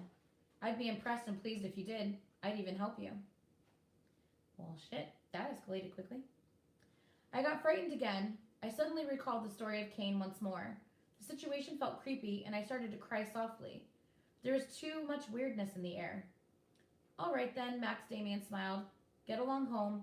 We'll settle things yet. Though killing him would be the simplest thing. In such matters, the simplest method is always just best. It's no good for you to remain in your friend Cromer's hands. Alrighty, this is starting to get very interesting. Are you laughing at me? My boyfriend's laughing at me. Are you using the microwave? Don't mind the beach, I'm sorry. He's using the microwave while I'm in the middle of reading a story. Alright. I came home and felt as if I had been away for a year. Everything looked different. In my relations with Cromer, there was some hint of future, of hope. These 11-year-olds are talking about murder, seriously. I came home and felt as if I had been away for a year. Everything looked different in my relations with Cromer, and there was some hint of future, of hope. I was no longer alone. And now I saw for the first time how terribly alone I had been with my secret for weeks and weeks. And the conclusion that I had arrived at several times came to mind at once, that a confession to my parents would give me relief, but wouldn't save me altogether. Now I had all but confessed to someone else, to a stranger, and a premonition of redemption came to me like a heady fragrance. Nevertheless, my anxiety was still far from overcome, and I was still prepared for a long, frightening confrontations with my enemy. I thus found it all the more peculiar that everything went by so quietly, in such complete secrecy and calm. Cromer's whistle outside our house wasn't to be heard for a day, 2 days, 3 days, a week. I didn't dare believe it and remained mentally alert for his sudden reappearance just when least expected. But he was gone, and he stayed away. Not trusting in this new freedom, I still didn't sincerely believe it. And so once, finally, I ran into Franz Cromer. He was walking down Ropemaker's Lane right towards me. When he saw me, he winced, puckered his face into an ugly grimace, and turned right around, avoided meeting me. This was an extraordinary moment for me. My enemy was running away from me. My Satan was afraid of me. I was filled with joy and surprise. Around about that time, Demian showed up again. He was waiting for me in front of the school. Hi, I said. Good morning, Sinclair. I just wanted to find out how you're doing. Cromer is leaving you in peace now, isn't he? Was that your doing? But how? Like how? I don't understand it. He doesn't show up at all anymore. Good. If he ever should come back, and I don't think he will, but he is a fresh kid, then just tell him to think about Demian. But what's the connection? Did you pick a fight with him and beat him up? No, I don't like to do that. I merely spoke to him, just as I did with you, and when I did, I was able to make it clear to him that to his own advantage to leave you in peace. Oh, you didn't give him any money, did you? No, my friend. After all, you had already tested that method. He tore himself away, no matter how hard I tried to ask him all the details, and I was left with that old, uncomfortable feeling about him. That strange combination of gratitude and timidity, admiration and fear, affection and inner resistance. I resolved to see him again soon, to talk to him more about that, and also about that business with Cain. The meeting never took place. Anyway, gratitude isn't a virtue I believe in, and to ask it of a child would seem like a mistake to me. And so I'm not very surprised at my own total ingratitude in regard to Max Demian. Today I firmly believe that I would have become ill and depraved for my whole lifetime if he hadn't rescued me from Cromer's clutches. Even back then, I already perceived that liberation as the greatest event in my young life, but I let the liberator himself on the sidelines the moment he had accomplished the miracle. As I said, I don't find that ingratitude odd. The only thing I find peculiar is the lack of curiosity I display. How was it possible for me to go on living a single day in peace and quiet without delving into the mysteries that Demian had put me in contact with? How could I restrain the desire to hear more about Cain, more about Cromer, more about mind reading? It's scarcely incomprehensible, and yet it's so. I suddenly found myself disentangled from the demonic snares. I saw the world before me, bright and joyous once more. I was no longer subject to anxiety attacks and heart palpitations that choked me. The spell was broken. I was no longer a lost soul in torment. I was once again a schoolboy as always. My mind and body sought to regain their equilibrium and calm as swiftly as possible. And so, above all, they made every effort to thrust away all the ugliness and menace and to forget it. With miraculous speed, the whole long story of my guilt and terrorization slipped out of my memory, apparently without leaving behind any scars or impression. Today, it's equally understandable to me that I also try to forget my helper and rescuer just as swiftly.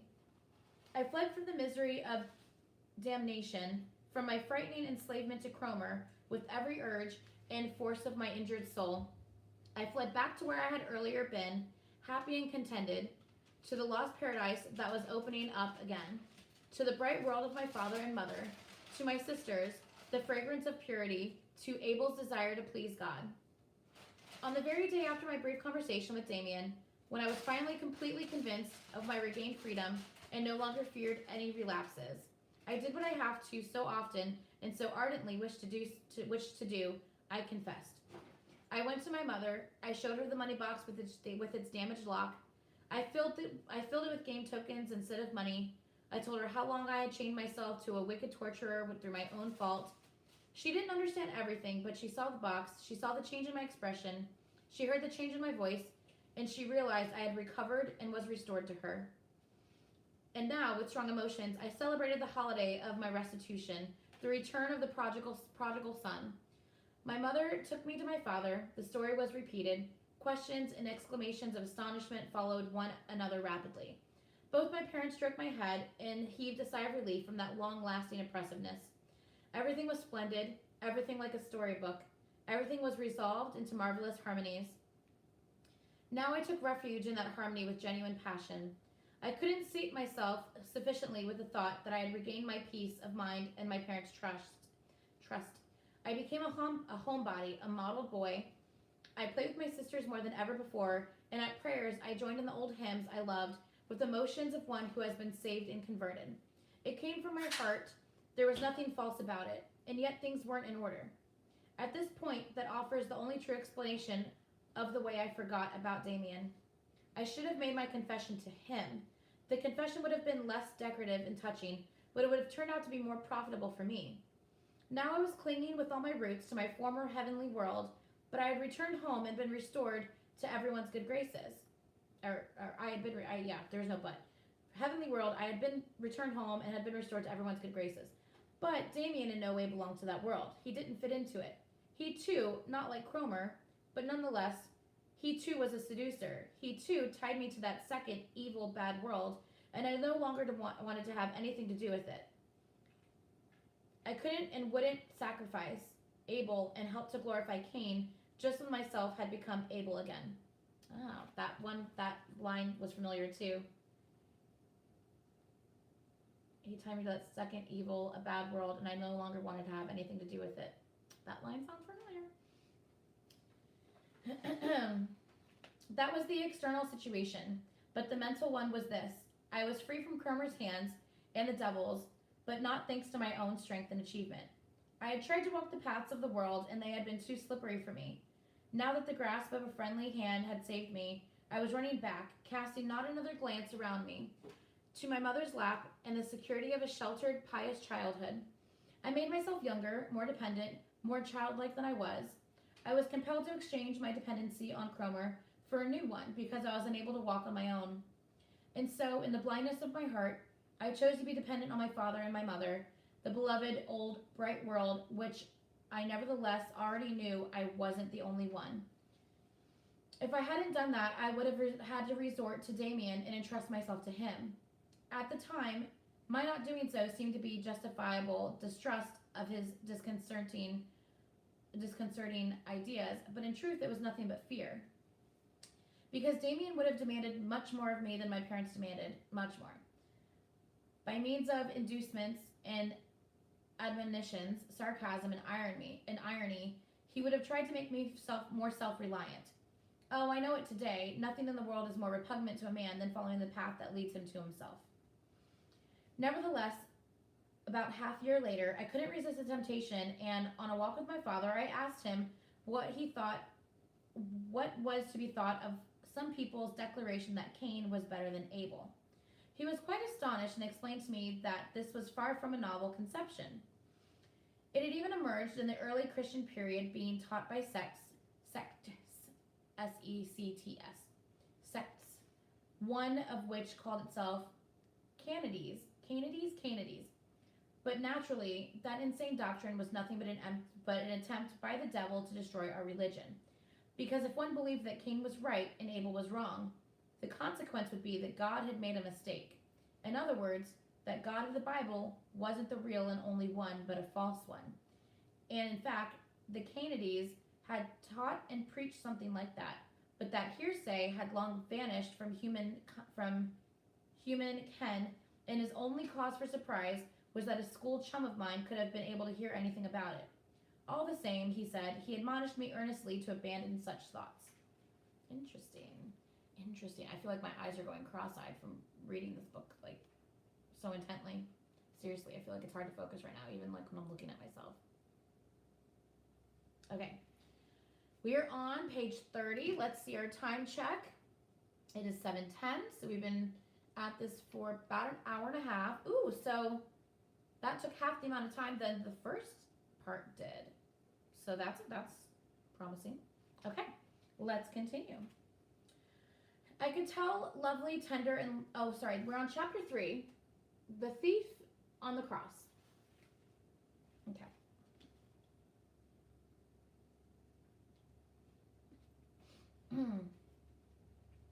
I could tell lovely, tender, and lovable things about my childhood, about my secure existence with my father and mother, my childlike love for them, and my contentedly playful, dreamy existence in my gentle, loving, and bright surroundings.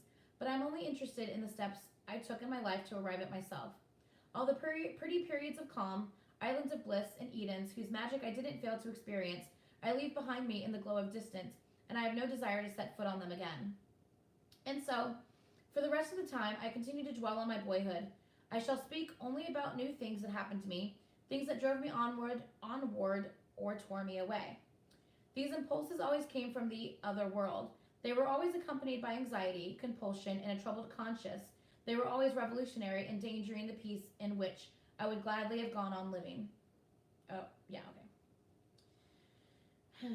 The years came in which I was once again forced to discover that a primordial urge dwelt within me, myself, an urge that I had to crawl away and hide from the bright, permissible world.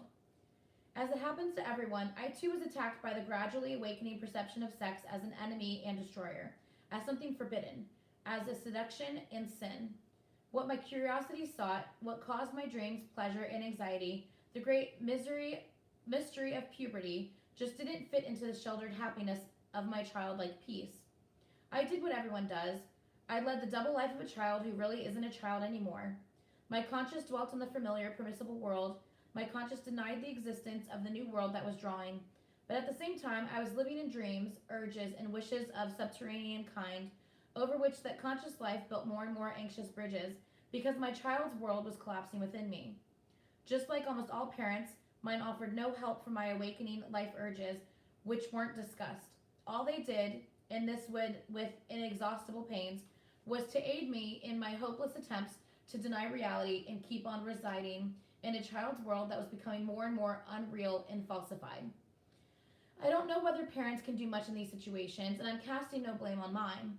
It was my own business to cope with myself and find my own path, and I conducted my business badly, just as most children do who have been well brought up. Everyone lives through this difficult period.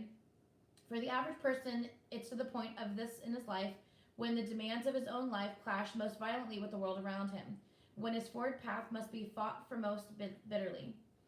Many experience this death and a rebirth, which are our destiny, only this once in their life, when childhood decays and slowly disintegrates, when all that has become dear to us is about to leave us, and we suddenly feel the solitude and deathly chill of the outer space around us. And very many are hung up for good on this reef, and for the rest of their life clinging painfully to the irretrievable past, to the dream of the lost paradise, which is the worst and most murderous of all dreams. Let's return to the story. The sensation and dream images in which the end of childhood was announced to me aren't important enough to be narrated. The important thing was the dark world and the other world was back. What Franz Cromer had once represented was now within my own being, and therefore the other world regained its power over me externally as well. Since that business with Cromer, several years had gone by. By then, that dramatic, guilt-laden period of my life was very far from me, and seemed to have dissolved into nothingness like a brief nightmare. Franz Cromer had long since vanished from my life. I barely noticed it when I ran across him sometimes. But the other important figure in my tragedy, Max Demian, never again completely disappeared from my surroundings. And yet for a long time he was far away and off to the side, visible but ineffectual. Only gradually did he approach again, once more radiating strength and influence. I'm trying to recall what I know about Demian at that period. It's possible for a year or more I didn't speak with him even once. I avoided him, and he never thrust himself upon me. He probably nodded to me when we ran across each other. It then seemed to me, at times of his friendly greeting, I was tinged with the subtle hint of scorn or ironic reproach, but that might have been just my imagination. It was as if the events I had experienced with him and the strange influence he had then exerted over me were forgotten, both by him and by me. I am seeking for his figure, and now that my thoughts turn back to him, I see that he was actually around and that I noticed him. I see him on his way to school, alone or with other pupils. I see him walking among them as a foreign body, solitary and silent. Like a heavenly body surrounded by its own atmosphere, obeying its own laws, no one loved him. No one was close to him except his mother, and even with her behavior seemed not a child's but an adult's. The teachers left him alone as much as they could. He was a good pupil, but he didn't try to please any of them, and from time to time we heard rumors of some remark, a sarcasm or a retort that he was supposed to have made to a teacher, a remark that was all that could be wished in the way of a blunt provocation or irony. I'm thinking back, my eyes closed, and I see his image arise. Where was that? Oh yes, now I have it again. It was on the narrow street in front of our house. I saw him standing there one day holding a memo pad and drawing. He was drawing the old coat of arms with the bird that was over the door to our house, and I was standing at a window hidden behind a curtain watching him. And with profound astonishment, I saw his attentive, serene, bright face turn towards the coat of arms, the face of a grown man, of a scholar and artist, superior and full of willpower, unusually bright and serene with knowing eyes. And I see him again. It was not long afterwards in the street, on our way home from school, we were all standing around a horse that had fallen down. It had lay, still attached to the shafts in front of a farm wagon, snuffling pitifully in the air with flaring nostrils, as if searching for something and bleeding from an unseen wound, so that on one side of the white dust of the street was a slowly growing dark. It was slowly growing dark and absorbed the blood. When I turned away from that sight with a sensation of queasiness, I saw Damian's face. He hadn't pushed forward. He was standing in the very back, at ease, his rather elegantly dressed, as was his way. His gaze seemed to be directed at the horse's head, and once more it had that profound, quiet, almost fanatical, and yet passionless attentiveness. I had to look at him from some time, and then I sensed, still far from fully conscious of it, something very peculiar. I saw Damian's face, and I saw not merely that he didn't have a boy's face, but a man's. More than that, I saw, or I thought I saw, or sensed, that it wasn't a man's face either, but something different still. There seemed to be something of a woman's face in it as well. In short, for a moment, that face struck me as not masculine or childlike, not old or young, but somehow millennial, somehow outside of time, bearing the mark of different eons from those we live in. Animals might look like that, or trees or stars. I didn't know. I didn't precisely feel what I am now as an adult saying about it, but I felt something similar. Maybe he was handsome, maybe I liked him, maybe he was repellent to me too. That couldn't be decided either. I only saw he was different from us. He was like an animal, or like a spirit, or like an image. I don't know what he was like, but he was different, inconceivably different from all of us.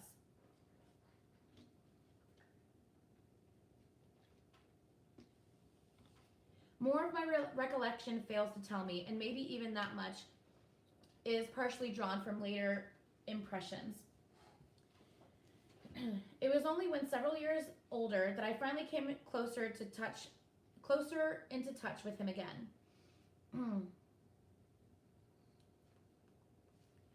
Demian hadn't been confirmed in church with those of his age, as custom might have demanded, and that had immediately given rise to a new set of rumors. Again, it was said in school that he was really a Jew, or no, a heathen, and others were sure that he and his mother had no religion or else belonged to some fabulous evil sect. In that connection, I think I also heard the suspicion that he and his mother lived like lovers. Presumably, it was true that until then, he had been raised outside of any formal religion, but that this now arose fears of some difficulties for his future. In any case, his mother decided to let him finally participate in confirmation, 2 years later than his age group. That's how it came that for months he was now my classmate in confirmation class. For a while, I hung back from him altogether. I didn't want any part of him. He was too much enveloped in rumors and mysteries to suit me, but I was especially hindered by the sense of obligation that had stayed with me since the Cromer business. And it was just that time that my own secrets were all I could handle. For me, the confirmation class coincided with the time of my decisive enlightenment on matters sexual, and despite my good intentions, my interest in pious instruction was severely handicapped by that. The thing the clergymen spoke about were located far away from me in a tranquil, holy unreality. They might be very beautiful and valuable, but they were in no way of current interest or stimulating. Whereas those other things were just that, in the highest degree. The more the situation made me indifferent to my lessons now, the more my interest focused on Max Demian. Something seemed to tie us together. I must pursue this line of thought with maximum precision. As far as I could recall, it began during one early morning class when the lights were still burning in the classroom. The clergyman instructing us had come to the story of Cain and Abel. I was scarcely paying attention. I was sleepy and hardly listening. Then the pastor raised his voice and began to talk forcefully about the mark of Cain. At that moment, I sensed a kind of touch or admonition, and looking up, I saw Damian's face looking back at me from one of the rows of benches closer to the front. The expression in his bright, communicative eyes might have just well have been sarcastic as serious. He looked at me for only a moment, and I was suddenly listening intently to the pastor's words.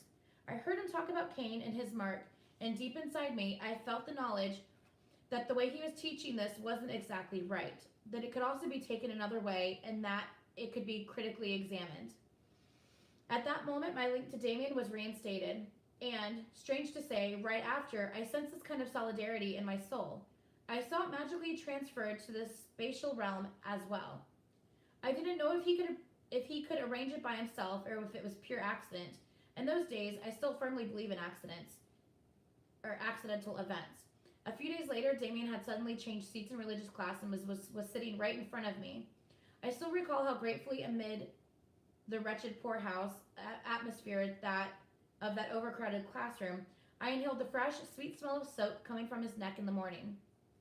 And a few days after that, he had changed again and was now sitting next to me, where he had remained seated that entire winter and spring.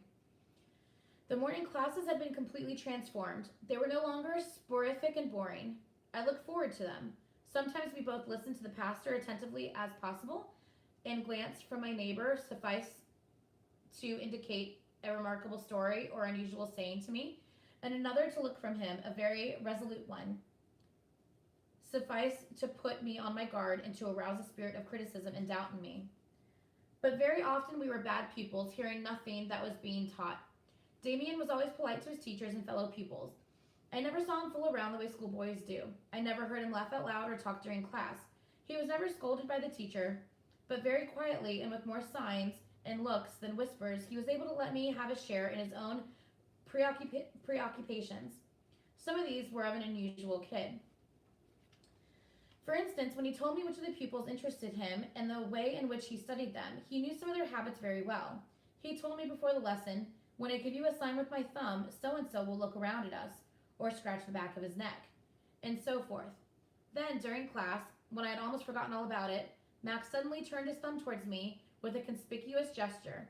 I quickly looked at the designated pupil, and each time I saw him, like a marionette on a string, performed the pre-announced gesture. I kept after Max to try it out on the teacher sometimes, but he always refused. Once, however, when I came to class and told him I hadn't learned my assignment for the day and hoped our pastor wouldn't ask me anything that day, he helped me out. The pastor was looking for a pupil to have recite a bit of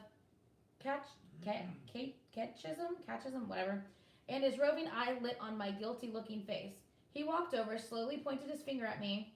He already had his names on his lips when suddenly he became distracted or nervous, tugged at his collar, walked up to Demian, who was staring into his face, and seemed to ask him something, but surprisingly turned away again, coughed for a while, and then called another pupil. I noticed only gradually, while these stunts amused me greatly, that my friend was often playing the same trick on me. On occasion, I suddenly have the feeling on the way to school that Demian was walking a little distance behind me, and when I turned around, he was actually there. Can you really make someone else think what you want them to? I asked him. He informed me willingly, calmly, and objectively in his grown-up fashion. No, he said, that's impossible. You see, no one has free will, even though the pastor implies it. The other fella can't think what he wants to, nor can I make him think what I want him to. But it is possible to observe someone carefully, and then he can often say pretty accurately what he's thinking or feeling, and then he can genuinely foresee what he'll do the next minute. It's quite simple. People don't know it. Naturally, it takes practice. For example, in the butterfly family, there are certain night moths with a lot fewer females than males. The moths reproduce just as all animals do. The male fertilizes the female, which then lays eggs. Now, when you have a female of this kind of moth, this has often been tested by biologists. The male moths fly to that female at night. They fly for hours to get there. Just imagine hours of flying time. Over miles and miles, all these males sense the only female in the vicinity. People try to explain it, but it's hard. It must be some kind of sense of smell or something like that. More or less the way good hunting hounds are able to locate an imperceptible trail and follow it. Understand? There are such things. Nature is full of them, and no one can explain them. But now I say, if females occurred as frequently as males amongst those moths, they wouldn't have that subtle nose. They have it solely because they've trained themselves for it. When an animal or a person focuses all of his attention and all of his willpower on a given object, he achieves it. That's all there is to it. And it's just the same with what you asked about. Look at a person carefully long enough, and you'll know more about him than he himself does. Let me, 1 second, guys. 1 second.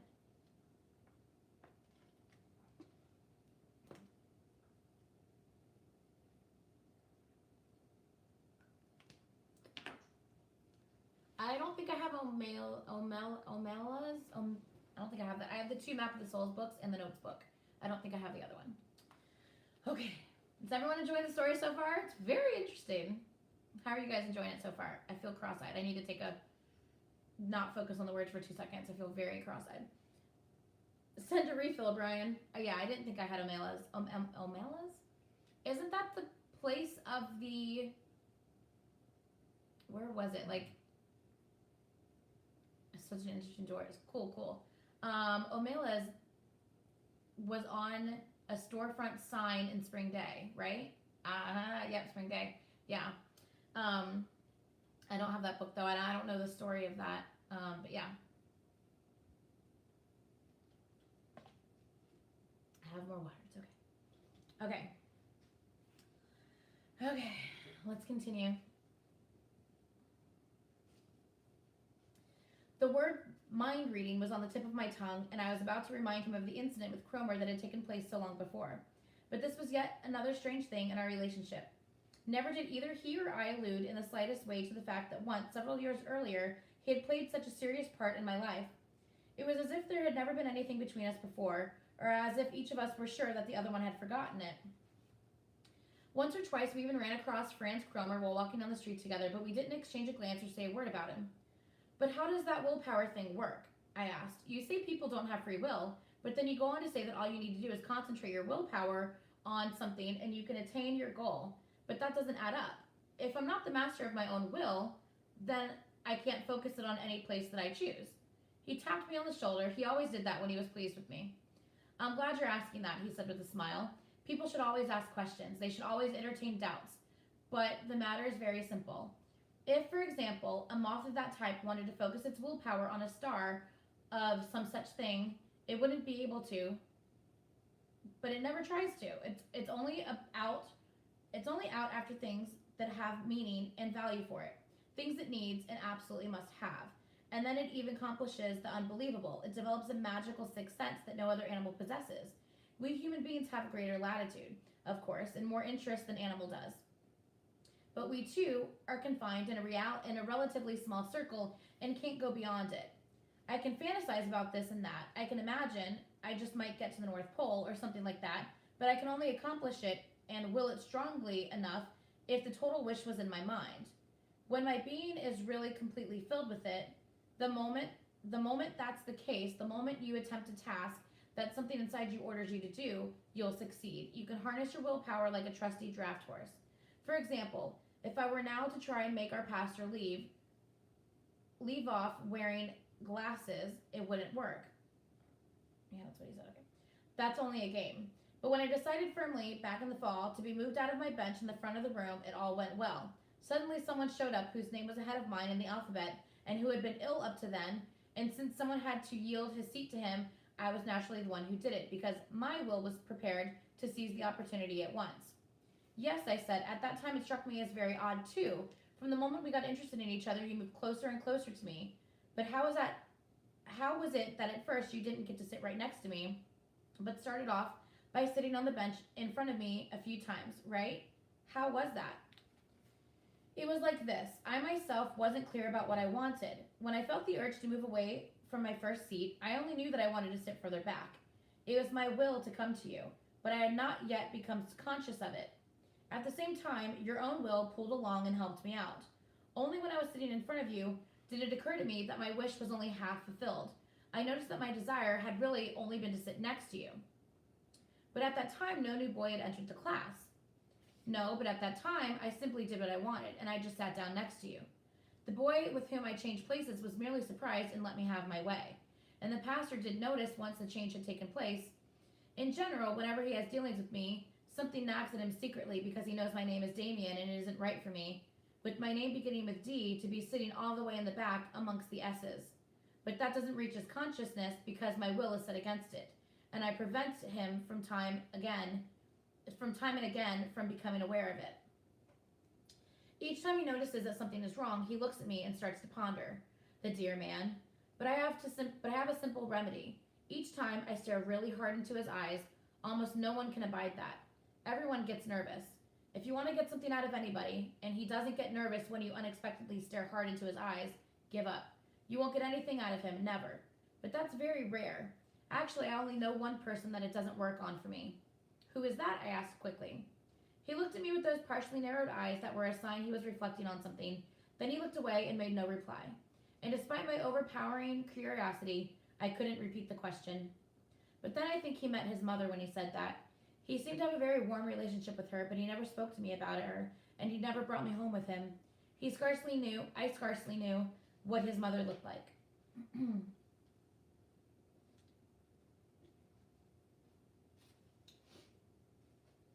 Sometimes in those days, I made attempts to imitate him and concentrate my willpower on some goal so hard that I had to achieve it.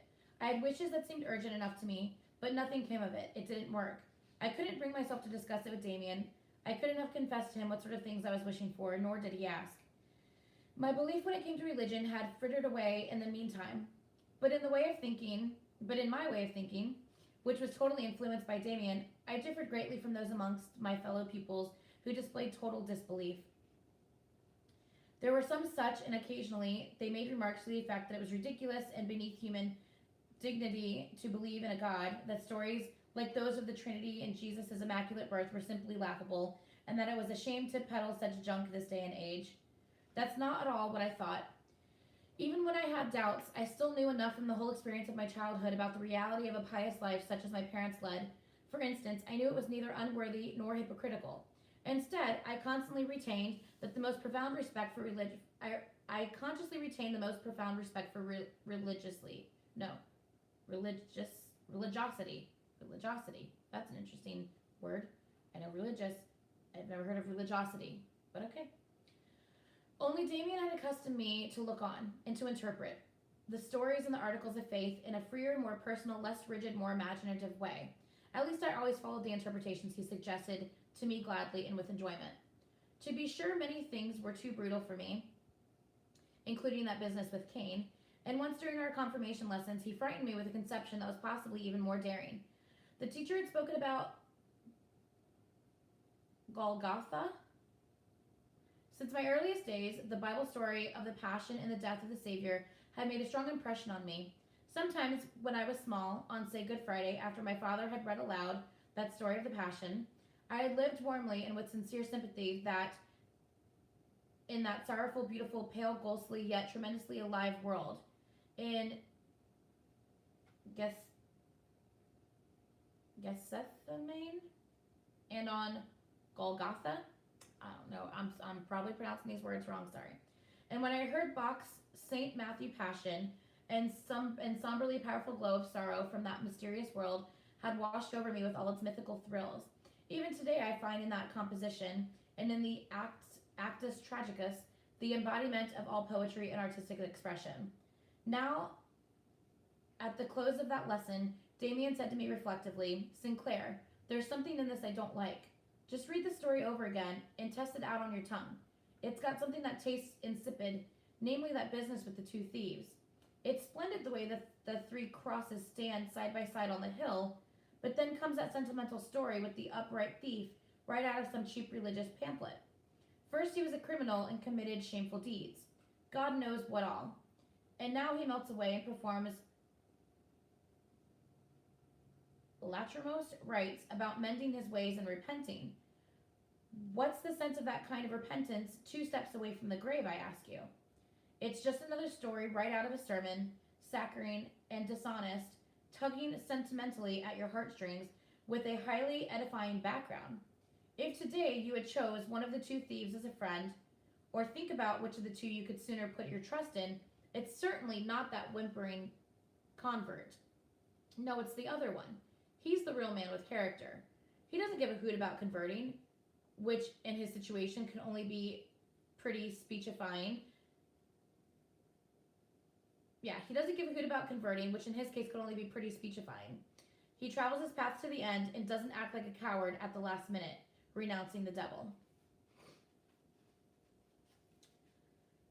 Yeah, he doesn't act like a coward at the last minute, renouncing the devil who must have helped him up until then. He's a man of character, and the people of character generally get short thrift in Bible stories.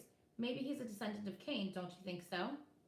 Interesting. Okay, so the 2 thieves, one of them repented right before he was about to die, so I guess he could be saved, and the other one, or could be right in the eyes of God, and then the other one didn't repent at all.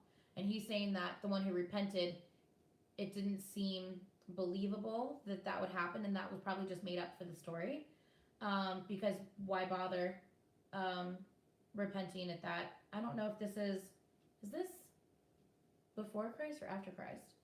I don't know. I'm trying to remember where in the storyline of the Bible this is, if it was before Christ or after Christ, because if it was before Christ, then that was before like being saved was a thing. So maybe that is before Christ, and he's saying what was the point of him repenting right before he was about to die anyway. But if it was after Christ, then the whole being saved thing came about, and oh, duh, Jesus went across with the 2 thieves. I'm an idiot. Okay. Yeah.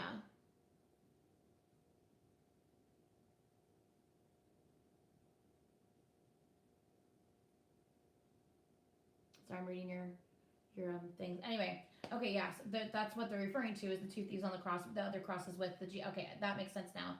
So, but once again, did he repent because Jesus said, repent and, I will be back, I will save you if you repent type of thing? I'm trying to think of why the thief would have the reason to want to repent. I'm not well versed on his on my Bible stories. Really bad about my Bible knowledge, unfortunately.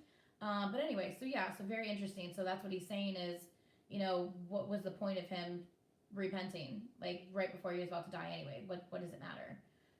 So he's saying it's not very believable, is what Demian's trying to say to Sinclair. Don't you think that that's not really believable? Why would someone want to do that? I think this is just made up to tell a pretty story in the Bible, is what he's trying to tell Demian. Interesting. I was quite dismayed. I had thought I was right at home here in the story of the crucifixion, and now only did I see with what little personal involvement, with what little power of imagination and vision, I had listened to it and read it. And yet Damian's new idea sounded awful to me. It threatened to overthrow concepts in my mind that I thought I had to retain. No, it was wrong to treat everything so casually, even the most sacred things. He noticed my resistance immediately, as always, even before I said anything. I know, he said with an air of resignation. It's the old story, anything but be serious. But I want to tell you something. Here is one of the places where the shortcomings on this religion can be seen very clearly. The fact is that this whole God, both in the Old and New Testament, may be an outstanding figure, but he is not what he should really represent. He is goodness, nobility, the Father, beauty, and also loftiness, sentimentality, all fine. But the world is made up of other things too, and all that is simply ascribed to the devil. And this whole part of the world, an entire half, is swept under the table and buried in silence. In the same way, they praise God as the Father of all life, but when it comes to sex life, on which life after all depends, they simply bury it in silence and as much as possible declare it to be sinful, the work of the devil. I have nothing against honoring this God Jehovah, not in the least, but in my opinion, is that we should honor everything and hold it sacred, the whole world, not just as artificially detached official half. And so, alongside the divine service for God, we must also have a service for the devil. I think that would be proper. Or else, people would have to create some new God, who would also include the devil within himself. One whose presence we wouldn't have to shut our eyes when the most natural things in the world take place. Contrary to this nature, he had grown nearly stormy, but immediately afterward he smiled again and didn't pursue the matter further with me. He's saying that in the Bible, you're only hearing one side of the story. You're only hearing the good, happy, but, God side of the story. You don't hear the other half, because if evil exists in the world, there obviously is the devil, and there is no, obviously they don't cover that part of the story in the Bible. So that's what he's trying to say to him is there's another side to the story. This isn't it. So I think that's what he's trying to convey to him. But in my mind, those words struck home to the riddle of my entire childhood, the riddle I carried inside me hourly, and I had never told anyone about.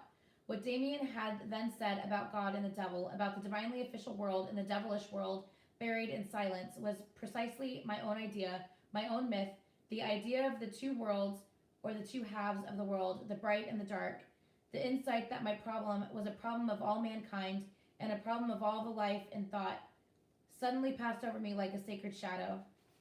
And fear and reverence overpowered me when I saw and suddenly felt how profoundly my very own personal life and opinions shared in the eternal stream of great ideas.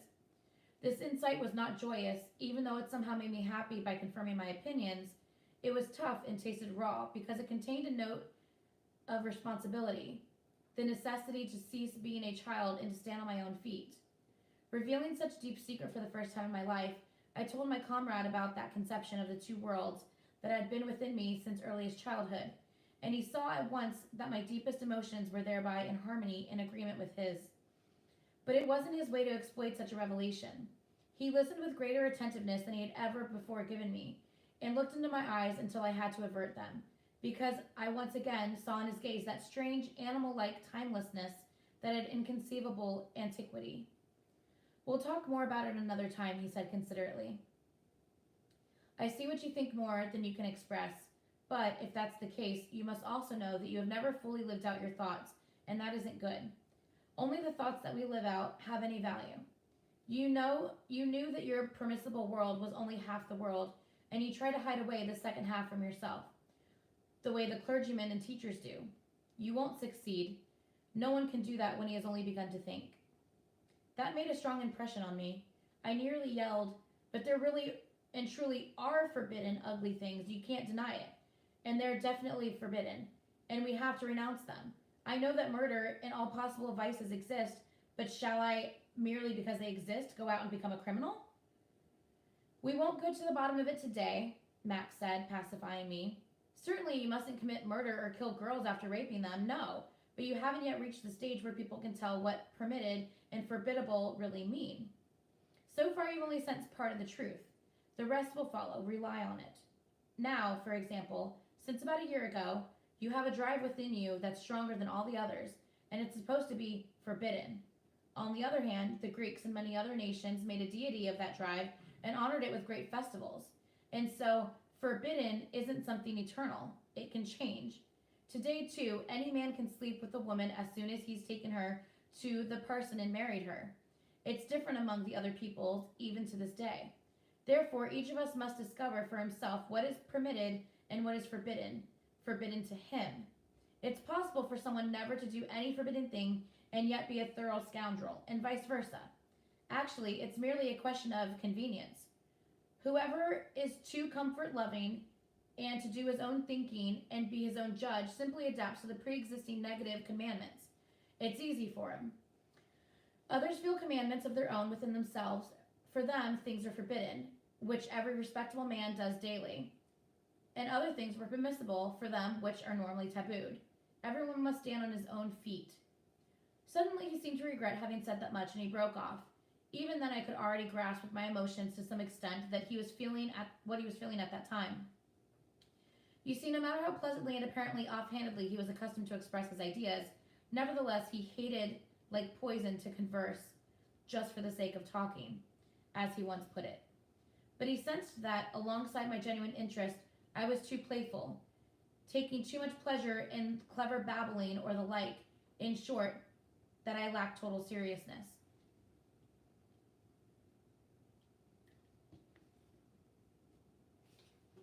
On reading the last words, I wrote, total seriousness. I suddenly recall another scene, the most memorable one that I experienced with Max in those days that I was still half a child. Our confirmation was approaching, and the final lessons of our religious instruction dealt with communion. The parson took the subject seriously and took pains with it, an element of consecration and an element of consecration and uplifting atmosphere could easily be discerned in those lessons. But precisely during those last few lessons, my thoughts were occupied elsewhere, namely with my friend's personality. While I approached confirmation, which was explained to us as our solemn reception into the community of the church, the idea rose up irrepressibly in my mind that for me the value of that religious instruction, which had lasted about half a year, lay not in what we had learned there, but in Demian's nearness and influence. It was not into the church that I was now ready to be received, but into something quite different, into a select society of thought and personality which had to exist somewhere on earth, and in order whose I'm like screwing up the sentence. I'm going to start that sentence over. Jesus. It was not into the church that I was now ready to be received, but into something quite different, into a select society of thought and personality which had to exist somewhere on earth, in order whose representative or envoy I took my friend to be. I tried to repress those thoughts. I was serious about experiencing the celebration of confirmation with certain dignity, despite everything, and this dignity seemed to harmonize badly with my new thoughts. But I do what I might, the thought was there, and it gradually became connected in my mind with the thought of the forthcoming church ritual I I was prepared to celebrate it differently from the rest. For me, it was to signify the reception into a world of thought, such I had become acquainted within the person of Demian. It was in those days that I once again had a lively argument with him. It was precisely before one of those lessons. My friend reserved and took no pleasure in what I said, which was probably rather precocious and self-important. We're talking too much, he said with unaccustomed gravity. Smart talk has no value, none at all. It just leads you away from yourself. To depart from yourself is a sin. A person must be able to crawl away and into himself completely like a turtle. Right after that, we entered the classroom. The lesson began, and I tried hard to pay attention, and Demian didn't hinder me. After a while, I began to get a strange feeling on the side where he was sitting next to me. It was a void or a chill or something of the sort, as if the seat had completely become empty unexpectedly. When the feeling began to become oppressive, I turned around. There I saw my friend sitting erect and with good posture as always, but all the same he looked altogether different than usual, and something emanated from him, something enveloped him that I was unfamiliar with. I thought he had shut his eyes, but I saw they were open. But they weren't looking at anything, they were sightless. They were rigid, directed inwardly or into a great distance.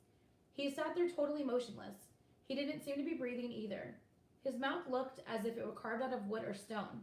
His face was pale, uniformly pallid, like stone, and his brown hair was the most living thing about him. His hands lay in front of him on the bench, as lifeless and still as objects, as stone or fruits, pallid and motionless, but not limp, rather like good, firm husks protecting a strong hidden life. The sight made me tremble. He's dead, I thought, and I almost said it out loud, but I knew he wasn't dead. With spellbound eyes, I stared at his face, at that pale stonework mask, and I felt that was Demian. His usual manner, when he walked and talked with me, was only half Demian, one playing a temporary role, adapting himself, obligingly sharing my existence. But the real Demian looked like that, like this person, just as stony, age-old, animal-like, stone-like, beautiful and cold, dead and secretly filled with unimaginable life. And around him, this silent void, this ether and celestial space, this solitary death.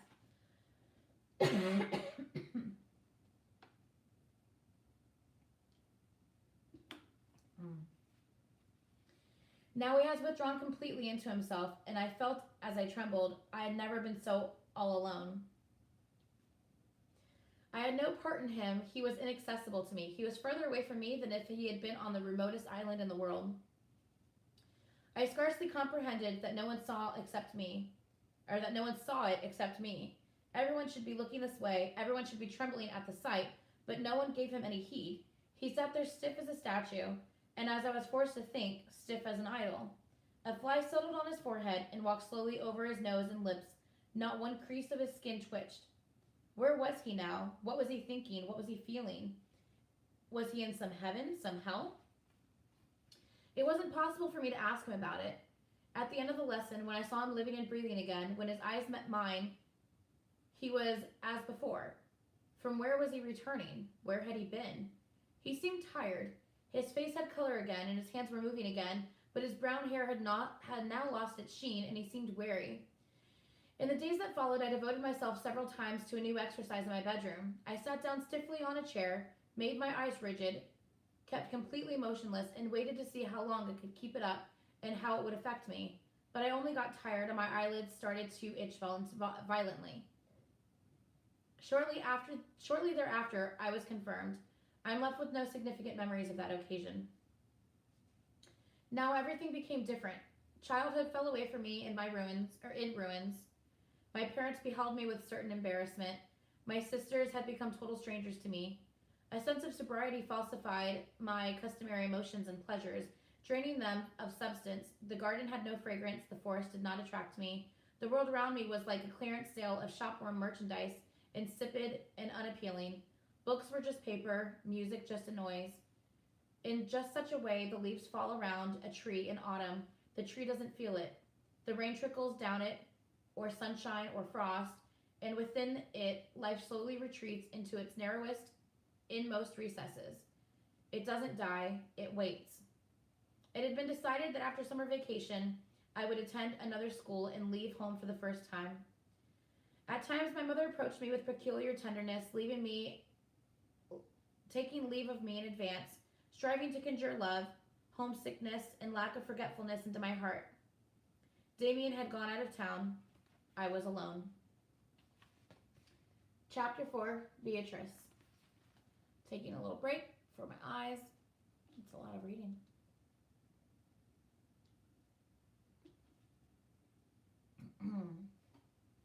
Okay, let's continue. Without having seen my friend again, at the end of vacation, I traveled to There's no name?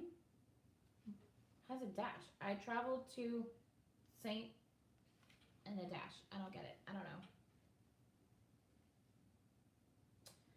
Both of my parents came along and with all possible care entrusted me to the protection of a boys' boarding house run by a teacher at the secondary school. They would have frozen with horror if they had known what kind of life they were now letting me drift into. Oh, sorry, my hair is like tickling my face. Okay.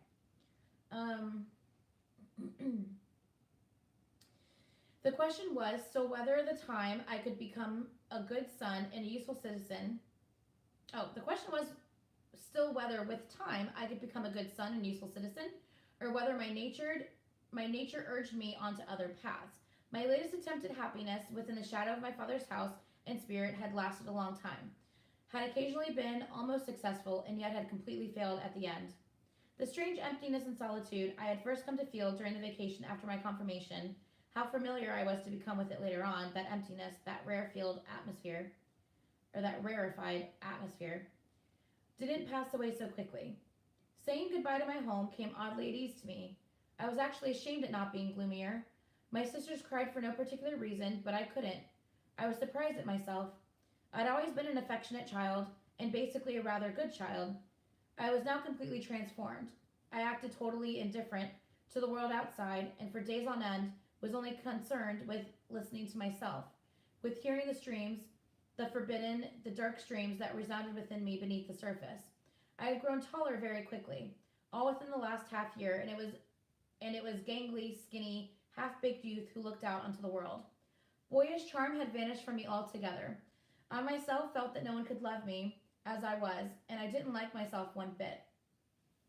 I often missed Max Demian badly, but not infrequently I hated him too, and blamed him for the impoverishment of my life, which I took upon myself like a loathsome disease.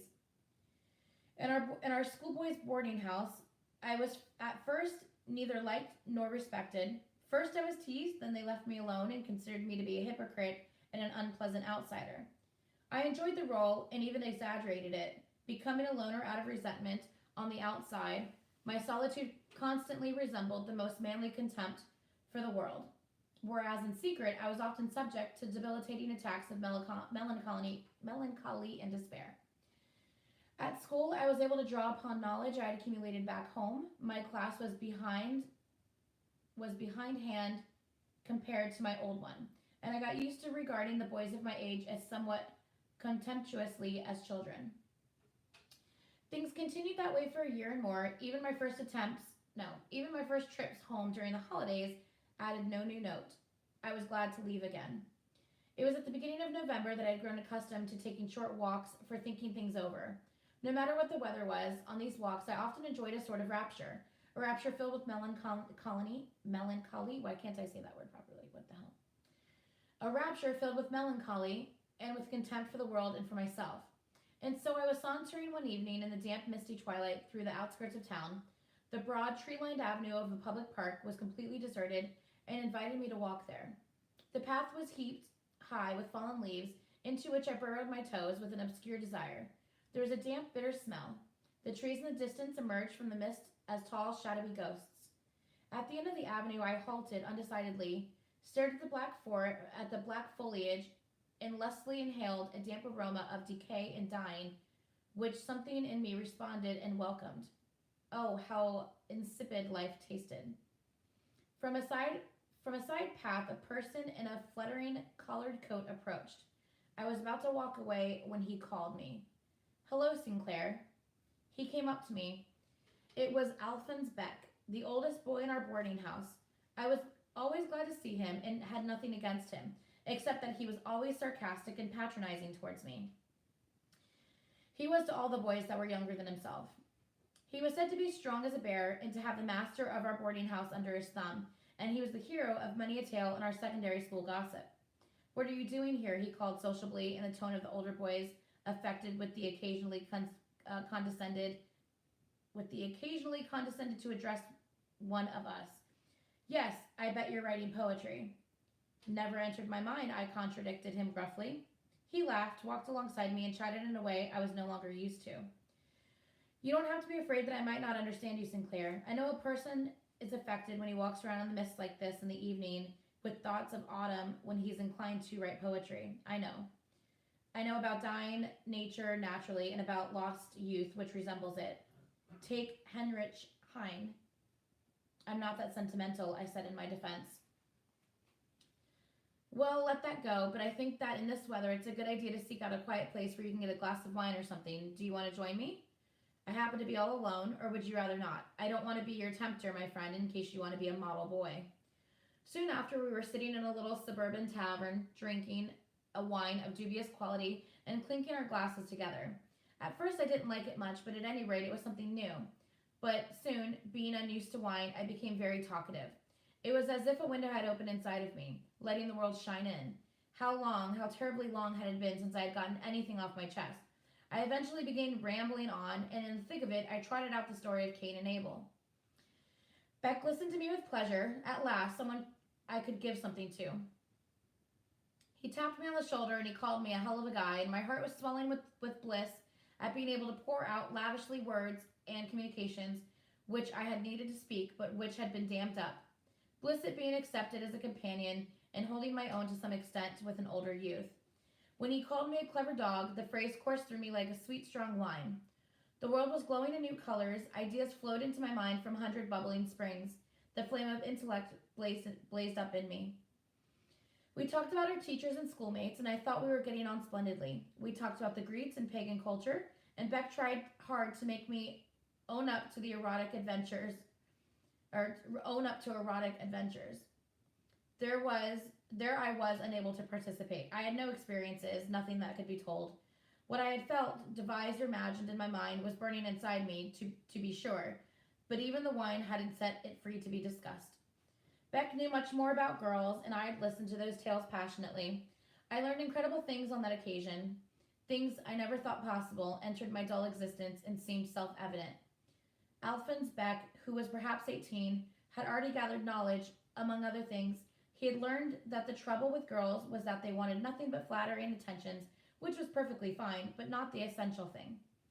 Greater success could be expected with grown women. Women were much cleverer. For example, Miss Jagelt, who owned the store with the notebooks and the pencils, was a woman you could talk to, and the things that had taken place behind the counter couldn't be printed.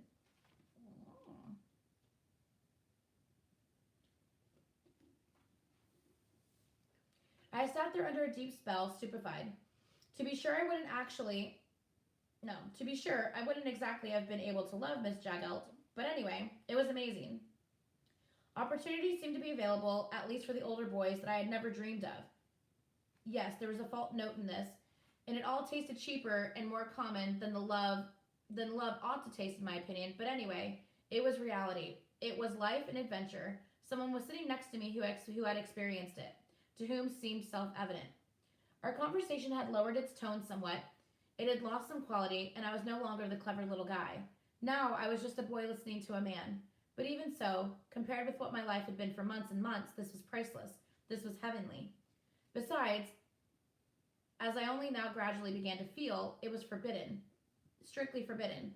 From sitting in a tavern to our current topic of conversation, at any rate, I found in it a taste of intellect and a taste of revolution. I remember that night extremely distinctly, when the two of us started walking home in the chilly, damp, late night, passing the dimly burning gas street lamps. I was drunk for the first time. It wasn't pleasant, it was extremely distressing, and yet even that had something to it, an attraction, a sweetness. It was rebellion, an orgy, it was life, an intellect. Beck took charge of me valiantly, though he cursed me bitterly as a raw novice, and half carrying me, he brought me home, where he managed to sneak me and himself through an open vestibule window. But when I was sober, waking up after a very brief dead sleep, an unreasoning sorrow came over me. I sat up in bed, still wearing my daytime shirt. My clothes and shoes were scattered on the floor and smelled of tobacco and vomit. In between headache and nausea and a wild thirst for an image arose in my mind that I hadn't faced up to for a long time. I saw my hometown and my parents' house and my father and mother's sister's garden. I saw my quiet, homey bedroom. I saw my school and Market Square. I saw Demian and our confirmation lessons. And all of that was bright, and it was all surrounded by radiance. It was all wonderful, divine, and pure. And all of that, I knew it now, had belonged to me and had been waiting for me only yesterday, only hours ago. And now, just at that moment, it had sunk out of sight and was accursed. It no longer belonged to me. It cast me out. It looked on me with disgust. All of the love and warmth my parents had shown me since the remotest, most golden gardens of my childhood, every kiss from my mother, every Christmas, every pious bright Sunday morning at home, every flower in the garden, it was all ravaged. I had trampled on it all. If bailiffs had come at that moment, tied my hands, and led me to the gallows as an outcast, as a defiler of the temple, I would have agreed to it. I would have gone gladly. I would have considered it proper and right. That, then, was how I looked on the outside. I, who went around despising the world, I, who was proud in mind and shared some ideas with Demian, that's how I looked, an outcast, a dirty pig, drunk and filthy, disgusting and common, a dissolute beast, caught unawares by my horrible impulses. That's how I looked, I who came from those gardens where everything was purity, radiance, and loving tenderness, I who had loved music by Bach and beautiful poems. It was with disgust and rage that I still heard my own laughter, a drunken, uncontrolled laughter that broke out in fits, sounded stupid. That's who I was. But despite everything, it was almost a pleasure to suffer those torments. I had crawled through life blindly and dully for so long, my heart had kept silent and had sat impoverished in a corner for so long that even these self-accusations, this horror, this whole ghastly emotion in my soul was welcome. After all, it was an emotion. Flames were still rising. It showed that my heart was still alive. In a confused way, in the midst of my misery, I felt something like liberation in springtime. Meanwhile, viewed from the outside, things were going decidedly downhill with me. My first binge was soon no longer the only one. At our school, there was a lot of tavern going and tomfoolery. I was one of the very youngest among those who joined in, and soon I was no longer a youngster who was merely tolerated, but a leader and a chief, notorious, reckless tavern goer. Once again, I belonged wholly to the dark world, and the devil in that world I counted as a great guy. But as I did so, I felt terrible. My life drifted into a self-destructed orgy, and while I was looked on by my schoolmates as a leader and a hell of a guy, a damn plucky, witty fellow, deep inside my anxiety-ridden soul was shaking with alarm. I still recall that tears once came into my eyes when I stepped out of a tavern one Sunday morning and saw children playing in the street bright and happy, with hair just combed in their Sunday's best. And while I was sitting amongst pools of beer at dirty tables and cheap taverns, entering and often frightening my friends with unusually cynical remarks deep in my heart, I revered everything I was mocking, and in my mind I was weeping on my knees before my soul, my past, my mother, and God. If I never was at one with my companions, if I remained solitary in their company, and was thus able to suffer this way, there was a good reason for it. I was a saloon goer and cynic to suit the most vulgar people. I displayed wit and courage in what I thought and said about our teachers, schools, parents, and church. I even tolerated dirty jokes and occasionally dared to tell some of my own. But I was never alone when my buddies visited girls. I was alone and filled with ardent longing for love, hopeless longing, while to judge by what I said, I'd have been a veteran playboy. No one was more vulnerable or shy than I was, and when I occasionally saw young middle-class girls walking by me, pretty and clean, bright and graceful, they were wonderful, pure dreams in my eyes, 1,000 times too good and pure for me. For a time, I couldn't even go back to Mrs. Jalglet's stationery store because I blushed whenever I saw her and thought about what Alphonse Beck had told me about her. The more I felt constantly alone and different, even in my new circle of friends, the more I was unable to break away. I really no longer recall whether drinking and boasting ever actually gave me pleasure. Besides, I never got so used to the alcohol that I didn't suffer painful consequences every time I drank it. It was all like a compulsion. I did what I had to do because otherwise I simply had no idea what to do with myself. I was afraid of being alone for long periods. I stood in fear of the numerous, tender, shy, warm impulses towards which I constantly felt responsive. I stood in fear of the tender thoughts of love that came to me so frequently. One thing I missed above all, a friend. There were two or three fellow students whose company I enjoyed a lot, but they were among the well-behaved, and for some time my vices has been no secret to anyone. They avoided me. They all regarded me as a desperate gambler who was losing his footing. The teachers knew a lot about me. I had been severely punished several times. My definitive expulsion was expected. I myself knew it. Besides, by that time I had long ceased to be a good student, but painfully squeezed and cheated my way through, with the feeling that things couldn't go on that way very long. There were many ways in which the God can make us lonely and lead us to ourselves. He took that path with me in those days. It was like a bad dream. I see myself spellbound in a dream, restless and in torment, crawling along past slimy filth, broken beer glasses, and nights of cynical conversation and ugly, unclean path. There are dreams in which you were on the way to meet a princess, but get bogged down in puddles of excrement and back alleys reeking with garbage. That's how it was with me. It was my lot, in this indelicate way, to grow lonely and to erect between me and my childhood a locked door to Eden with mercilessly flaming guardians. It was a beginning and awakening of homesickness for myself.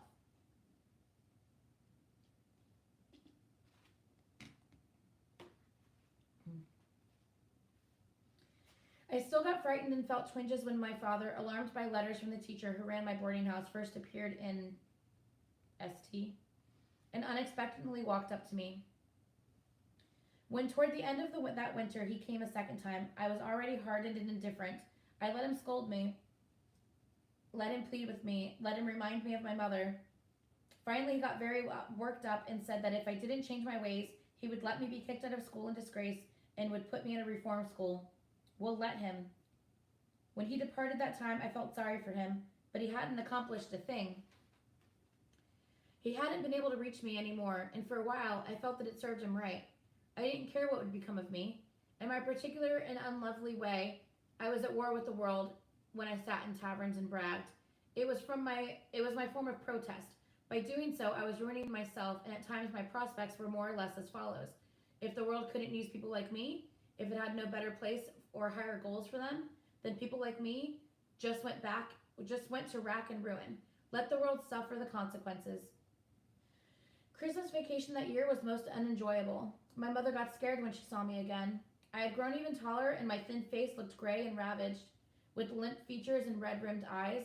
The first hint of a mustache and the eyeglasses I had recently started to wear made me even more unfamiliar to her. My sisters hung back and giggled. Everything was unpleasant. Unpleasant and bitter, the conversation with my father in his study. Unpleasant, the greeting from the handful of relatives. Unpleasant, above all, Christmas Eve. All of my life, that had been the great day in our house, the evening of festivity and love, of gratitude, of renewing the bond between my parents and myself. This time, everything was merely oppressive and embarrassing. As usual, my father read aloud from the gospel passage about the sheepherds in the fields, watching their flocks by night. As usual, my sister stood radiantly in the front of their tables of presents, but my father's voice sounded unhappy. His face looked old and gaunt, and my mother was sad, and to me everything was equally painful and unwanted. Gifts and good wishes, gospel and lighted tree. The gingerbread smelled sweet and gave off dense clouds of sweeter memories. The Christmas tree was aromatic and told of things that no longer existed. I longed for the end of that evening and the vacation. Things continued that way all winter. Only shortly before, I had received a drastic warning from the Council of Teachers and had been threatened with expulsion. It wouldn't last much longer. Well, what did I care? I had a special grudge against Max Demian. I hadn't seen him again in all that time. At the beginning of my school days in St. wherever, I had written him twice but never got an answer, and for that reason I hadn't visited him during my vacation either. In the same park where I had run across Alphonse back in the fall, it happened in the beginning of spring, just when the hawthorn edges were beginning to get green, that a girl caught my attention. I had gone out for a walk alone, filled with repellent thoughts and worries, because my health had gotten bad, and in addition, I was constantly in financial difficulties. I owed sums to schoolmates. I had to invent the urgent need to purchase supplies in order to get more money from home. Excuse me.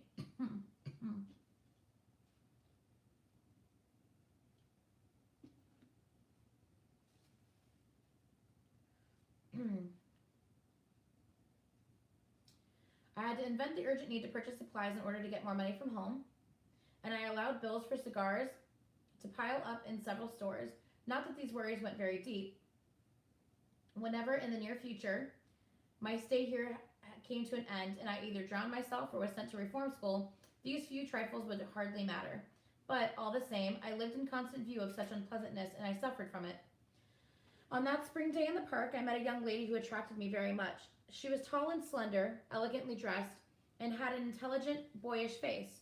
I liked her at once. She was the type that I loved, and she began to occupy my daydreams. She was probably scarcely older than I was, but much more mature, elegant with clear contours, already almost a total lady, but with a hint of high spirits and boyishness in her face that I especially liked. I had never succeeded in approaching a girl I felt attracted to, and I didn't succeed in her case either. But the impression she made was stronger than any prior occasion, and the influence in this infatuation had on my life was powerful. Suddenly, I once more had an image before me, a lofty, revered image, and oh, there was no need, no urge within me as strong and vehement as my wish to respect and venerate something.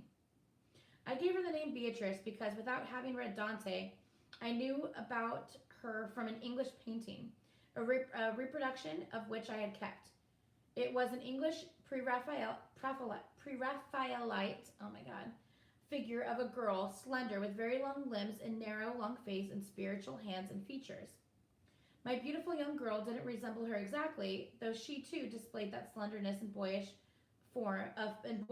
of forms that I loved, and something of that spirituality and soulfulness in the face.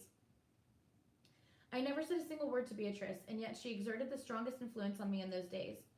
She held up her image before me, she opened a shrine for me, she made me a worshipper in a temple. From day one to the next, I began to stay away from tavern going and roaming the streets at night in a gang. I was able to be alone again. I once more enjoyed reading and taking walks. This sudden conversion made me the butt of plenty jokes, but now I had something to love and adore. Once again, I had an ideal. Life was once again filled with presentiments and a mysterious, variegated twilight glow, and that made me insensitive to scorn. Once more I felt at home with myself, although only as a slave and a servant of a venerated image. I can't think back to that time without some tender emotion. I was trying with the most ardent efforts to construct a bright world for myself from the ruins of a period of my life that had collapsed again. I was living altogether in the one and only desire to cast away what was dark and evil in me, and to dwell entirely in the light and kneeling before God's. Anyway, this present bright world was to some extent my own creation. It no longer meant taking refuge in crawling back to my mother and a sheltered life devoid of responsibility, but a new service that I myself had invented and demanded with responsibility and self-discipline. My sexuality, from which I suffered and was always trying to escape, was now being transfigured into spirit and worship in this sacred fire. There must no longer be any darkness, any ugliness, any nights spent in moaning, any palpitations of the heart when looking at dirty pictures, any listening at forbidden doors, any lust. In place of all that, I set up my altar with the picture of Beatrice, and as I consecrated myself to her, I consecrated myself to spirit and the gods. The portion of my life that I snatched away from the forces of darkness, I sacrificed to the forces of light. My goal was not pleasure, but purity, not happiness, but beauty and intellectuality. This cult of Beatrice altered my life entirely. Only yesterday, a precocious cynic, I was now a temple servant whose goal was to become a saint. I not only cast off the evil ways which I had been accustomed to, I tried to change everything. I tried to bring purity, nobility, and dignity into everything, keeping this in mind in the way I ate, drank, spoke, and dressed. I started off the day with cold ablutions, which at first I had to force myself to strenuously perform. My behavior was serious and dignified. I bore myself erect and walked at a slower, more dignified pace. I may have seemed funny to onlookers, but my mind was sheer divine service. Of all the new practices in which I sought expression for my new frame of mind, one became important to me. I began to paint. It started with my finding that the English picture of Beatrice I owned didn't sufficiently resemble the girl I used to see. I wanted to try and paint her for myself. With a brand new joy and hope, I assembled in my room. I had recently moved into a room of my own, fine paper, paints, and brushes, and I prepared a palette, glass, porcelain dishes, and pencils. The fine tempera colors and little tubes that I had bought delighted me. Among them was a fiery chrome green that I still seem to find as it first gleamed in the little white dish. Seriously, my eyes are like going cross-eyed.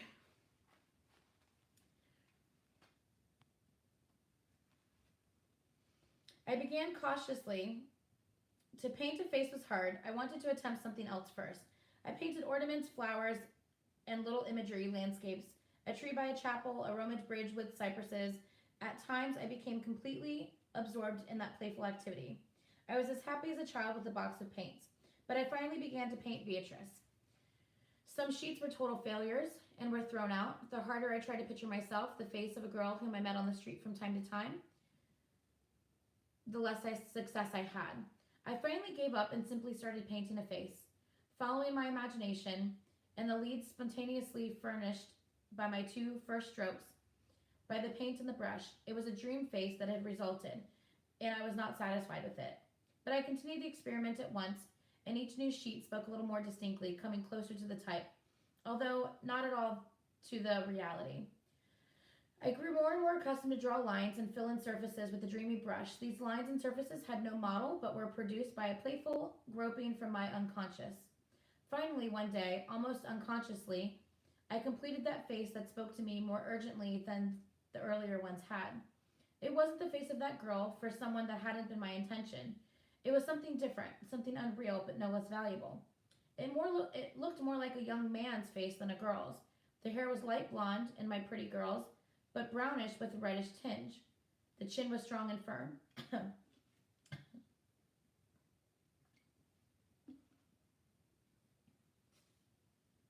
The chin was strong and firm, but like the mouth, like a red flower, the whole thing was a little stiff and mask-like, but impressive and full of secret life. When I sat down in front of the finished picture, it made a strange impression on me. It seemed to me like a sort of divine image or sacred mask, half male, half female, ageless, equally strong-willed, and dreamy, rigid, yet secretly alive. That face had something to say to me. It belonged to me, and it made demands on me, and it resembled somebody I didn't know whom. For some time after that, the portrait accompanied all my thoughts and shared my life. I kept it hidden in a drawer. I didn't want anyone to lay hands on it and use it to mock me. But as soon as I was alone in my little room, I pulled out the picture, and it kept me company. In the evening, I would pin it to the wallpaper over my bed, facing me. I'd look at it till I fell asleep, and it was the first thing I saw in the morning. In that same period, I started to have a lot of dreams again. Just as I always had in my childhood. It seemed as if I hadn't dreamed for years. Now the dreams returned, an entirely new set of images. Very often, the portrait I had painted showed up in them, living and speaking, friendly or hostile towards me, sometimes twisted into a grimace, and sometimes infinitely beautiful, harmonious, and noble. And one morning, I awoke from such dreams and suddenly recognized it. It looked at me as a face so enormously well known, it seemed to be calling my name. It seemed to know me as a mother does. It seemed as if it had been interested in my doings for all eternity. My heart pounding, I stared at the sheet, at the thick brown hair, at the half-feminine mouth, the strong forehead that was peculiarly bright. It had dried that way on its own. and I felt recognition, rediscovering knowledge, growing nearer and nearer in me. I jumped out of bed, stood in front of the face, and looked at it from as close as possible, right into the wide open greenish fixed eyes, of which the right was somewhat higher than the left. And all at once that right eye twitched. A light and subtle twitch, but a distinct one. And as it twitched, I recognized the picture. Why had it taken me so long to discover it? It was Demian's face. Later, I often compared the picture with Demian's actual features as I found them in my memory. They weren't the same, but similar, yet it was Demian. On one evening in early summer, the sun was sending oblique red rays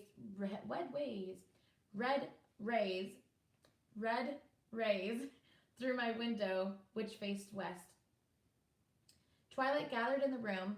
Then I hit on the notion of pining the portrait of Beatrice or Demian to the cross formed by the window frame and look at it as the evening sun shone through it.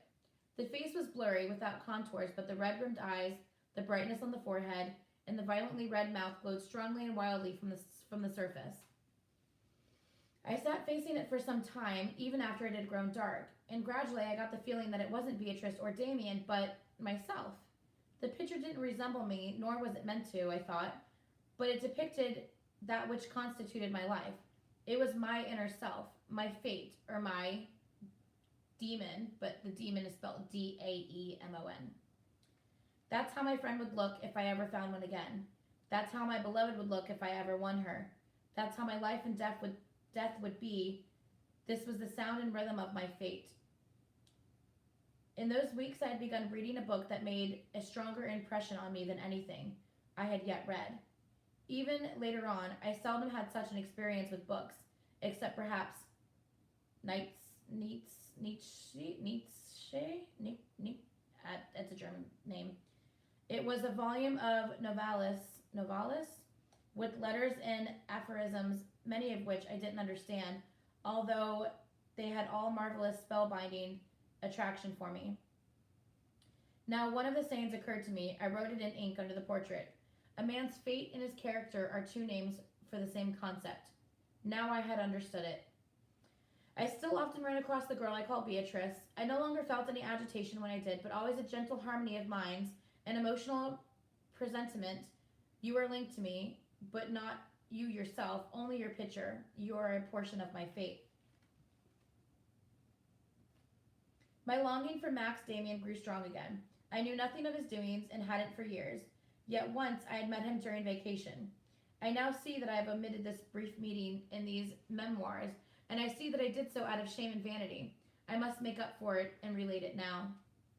Well, then, once during vacation, wearing the blasé and constantly somewhat world-weary expression I affected during my drinking days, I was sauntering through my hometown, swinging my walking stick and looking at the same old, unchanged, despised faces of the Philistine burghers, when I ran across my former friend.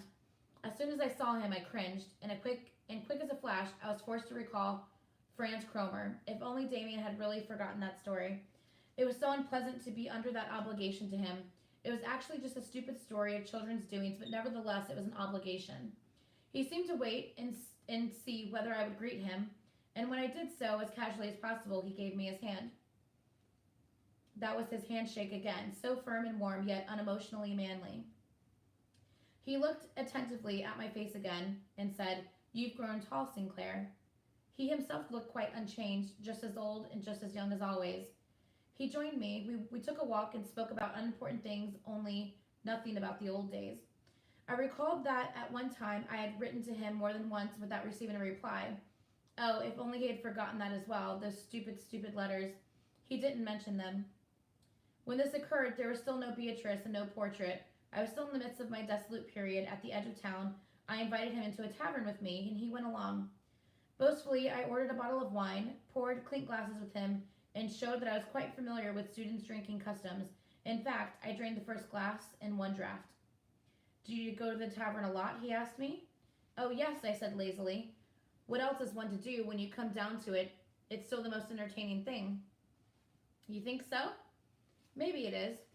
Anyway, something about it is very fine. Intoxication, the Bahic aspect of it, but I find that for most people who spend a lot of time in taverns, that's altogether lost. It seems to me as if frequenting taverns, especially, is something truly Philistine. Yes, for one night with burning torches, working up to a real beautiful frenzy and delirium. But to go on and on in the same way, one glass after another, that can't be truth, can it? For instance, can you picture Faust sitting night after night at a table reserved for regulars? I drank and looked at him hostilely. Yes, but not everyone happens to be Faust, I said curtly. He looked at me somewhat puzzled. Then he laughed with his old vigor and superiority. Well, why argue about it? At any rate, the life of a drunkard or a libertine is presumably livelier than that of the faultless citizens. And then, I read it once, the life of a libertine is one of the best preparations for becoming a mystic. It's always people like St. Augustine who become seers. Earlier in life, he too was an epicure and playboy. I was suspicious and didn't want him to lord it over me, so I said in a blasé manner, yes, everyone to his own taste. To be perfectly honest, I'm totally unconcerned with becoming a seer or anything like that. Demian's knowing eyes slightly narrowed and flashed at me. My dear Sinclair, he said slowly, it wasn't my intention to say anything unpleasant to you. Besides the purpose for which you are now drinking your glass of wine, neither I nor you know. The thing in you that constitutes your life already knows why.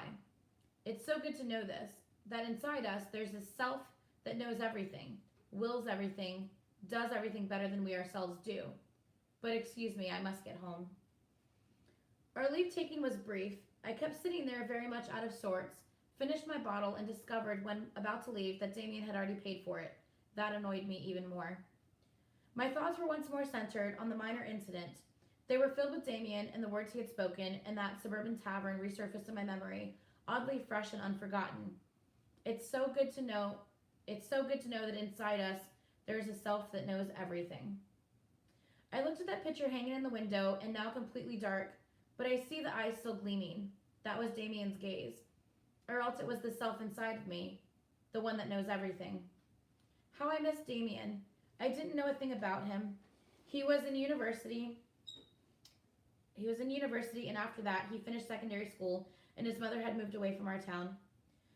Going all the way back to my relations with Cromer, I searched out every recollection of Max Demian, and many things that he had once said to me, I now heard once again, and everything was still meaningful, timely, and of concern to me. Even what he had said at our last very unpleasant meeting about libertines and saints was suddenly clearly present in my soul. Hadn't things gone with me in precisely that way? Hadn't I lived in drunkenness and dirt, numb and lost, until, with a new impulse in life, the exact opposite had come to life within me? The longing for purity, the yearning for sanctity?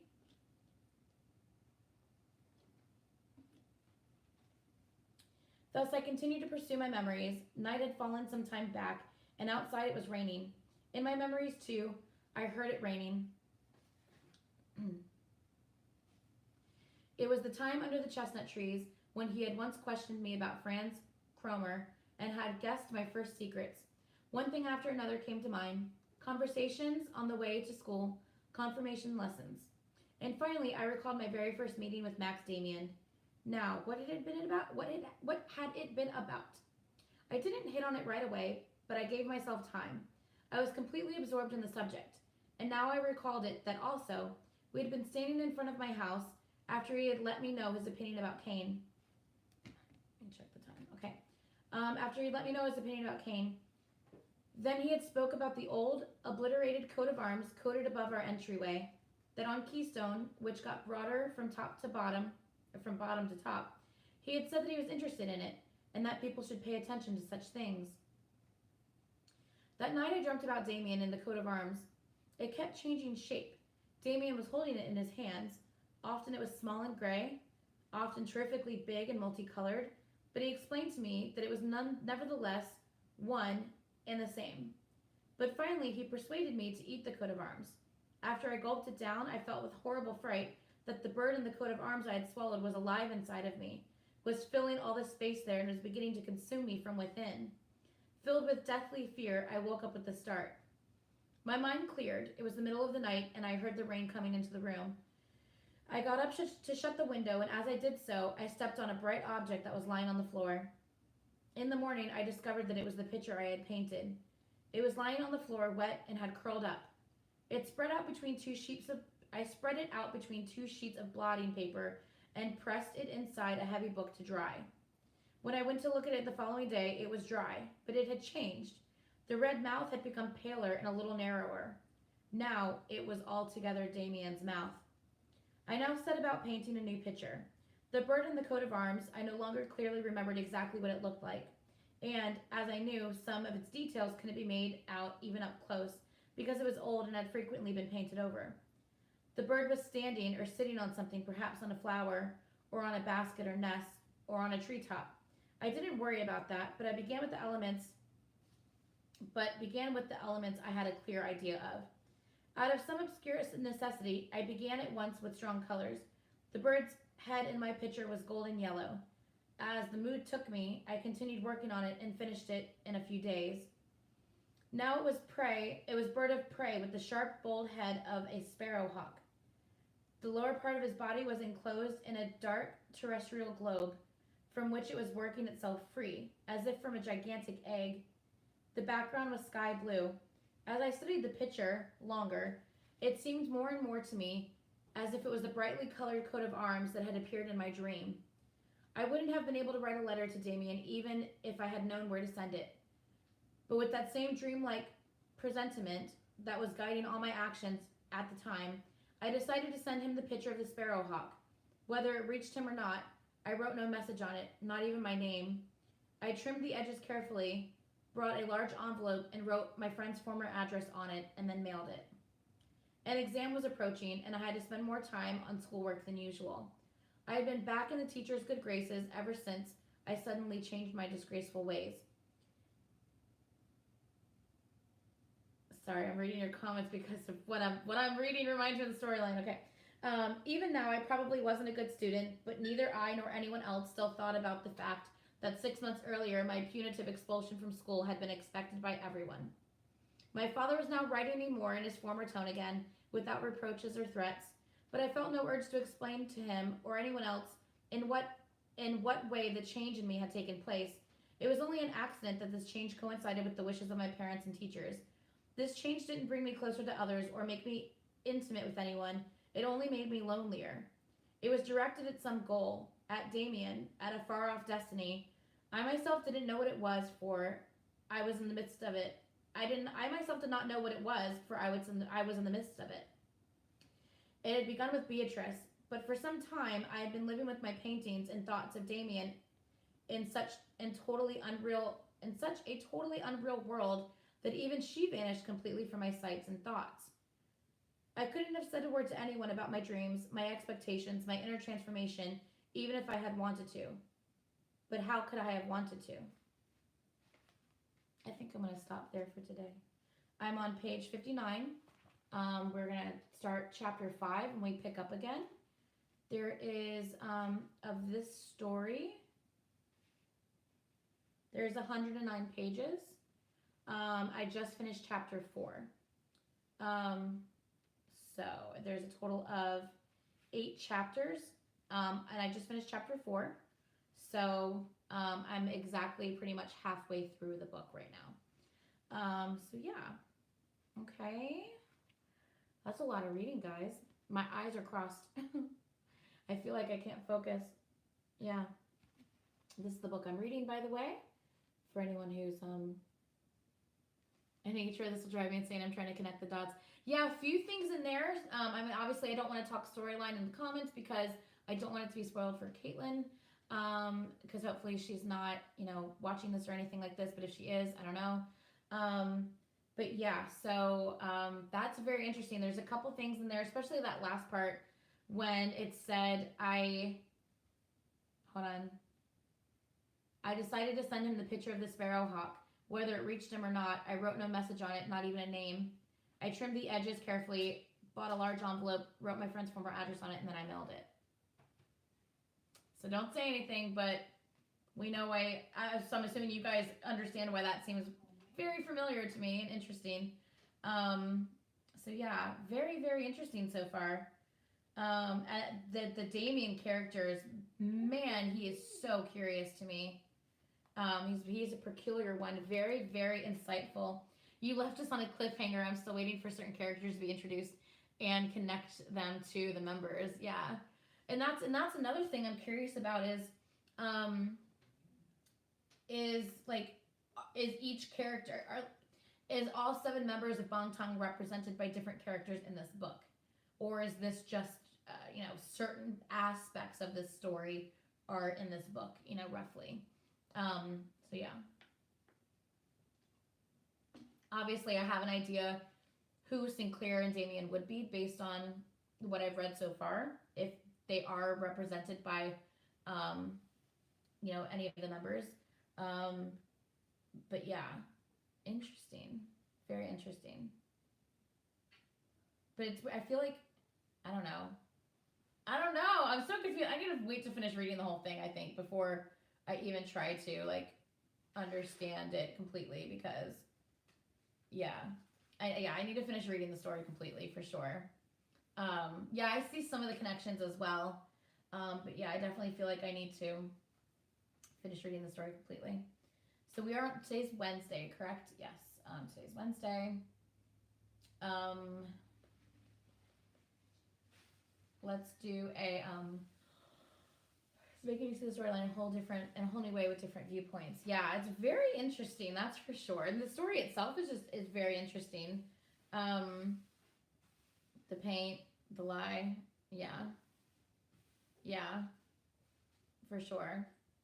The paint, the lie, the picture of the bird, yeah.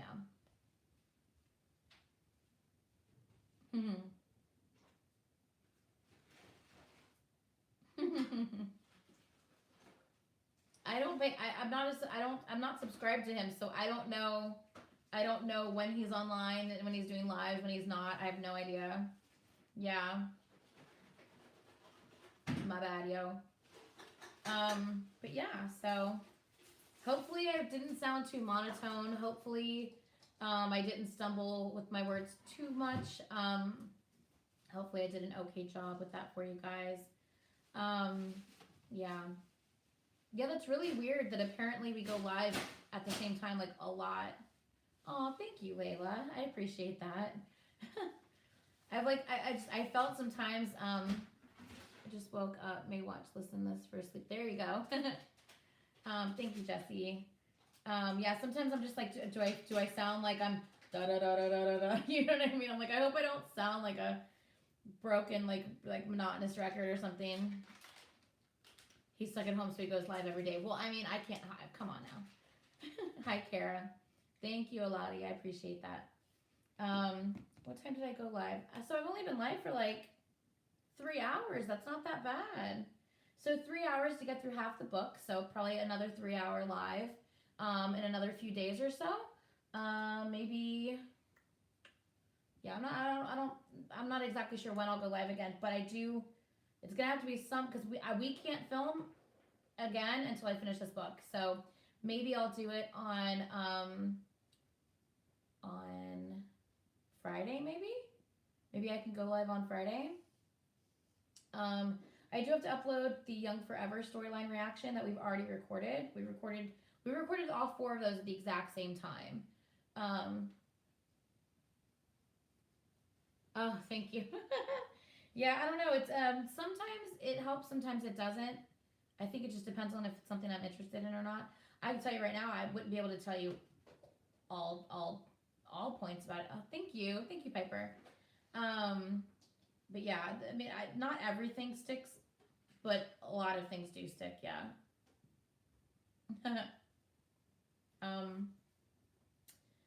But yeah, so I'm thinking maybe Friday I'll go live again and finish reading the other 3 hours of the book. The other four chapters, 3 hours of the book. Maybe I can do it Friday. Maybe a little earlier if I can. I maybe can get on by maybe 4 o'clock this time rather than 5:45. So a little bit earlier maybe. Yeah, I'll try. I think I'm going to grab some dinner. No, babies, don't even joke about it. I think I'm going to grab some dinner, and I'm going to maybe watch some things, give my, like, I don't want to edit because I don't want to have to focus so, like, intently. So I'm probably not going to edit or anything right now, but I'm maybe just put on, like, a few YouTube videos or something, watch some things, and work on your ledgers for the winnings from last week's live, because I have not mailed those out yet. I was waiting for my supplies to come in, my ink stamps and stuff to come in, and they came in finally. So I'm going to finish filling out and write messages in those winnings and get so that they're done, so I can get them mailed out to the winners. What am I going to eat for dinner? I don't know, babe. Have you already had dinner? Possibly. Thank you, Queen. I'm glad. Yeah, I'm not 100% sure what I'm gonna have for dinner. Maybe. Well, I was if he hadn't eaten already, which I think he has. I was thinking about making like breakfast for dinner, but I think he's already eaten. So you know. I did. That was the first subscriber's choice I did back. When I started it back up again. That was the first thing I did. It was Burn the Stage, I'm pretty sure. I think it was Burn the Stage. Yeah. But yeah, I think you guys saw I put the subscriber's choice up last night. Lot of entries, holy crap. Lot of entries this time around. So that's exciting. A lot of people I noticed though aren't, hi Bastet, aren't, oh, was it Bring the Soul? I don't know. I'm sorry. Yeah, I'm not sure. But yeah, a lot of entries and, yeah, Bring the Soul then. Okay. Oh, thank you, Bastet. Yes. Working from home, so it's not too bad. And he works in an office with only like 3 other people in it. So, and the bonus? What's the what? I'm confused, but what was I in the middle of saying? Oh yeah, I feel like a lot of people, I'm serious, my ADD is going crazy right now. Oh my God. I feel like a lot of, not a lot of people, but I feel like a few people aren't quite reading the instructions on the post because they're like only commenting like one option or just saying anything this, and I'm like, I mean, I can react to that group, but I don't like, I mean, if you just say anything, I can pick just anything, but it might be something that person doesn't really want me to react to, and I would feel bad. So I don't know, but, and then other people, I've noticed some people have commented things I've already reacted to, so I'm trying to reply back to them and say, hey, I've already reacted to this, so, you know, edit your comment and pick, you know, a different option for that choice instead, so that they, yeah, so that they can choose something else. That's okay, Faustine. It's, I knew that it was you, so it's totally okay. I mean, you can still sub and like if you want, though.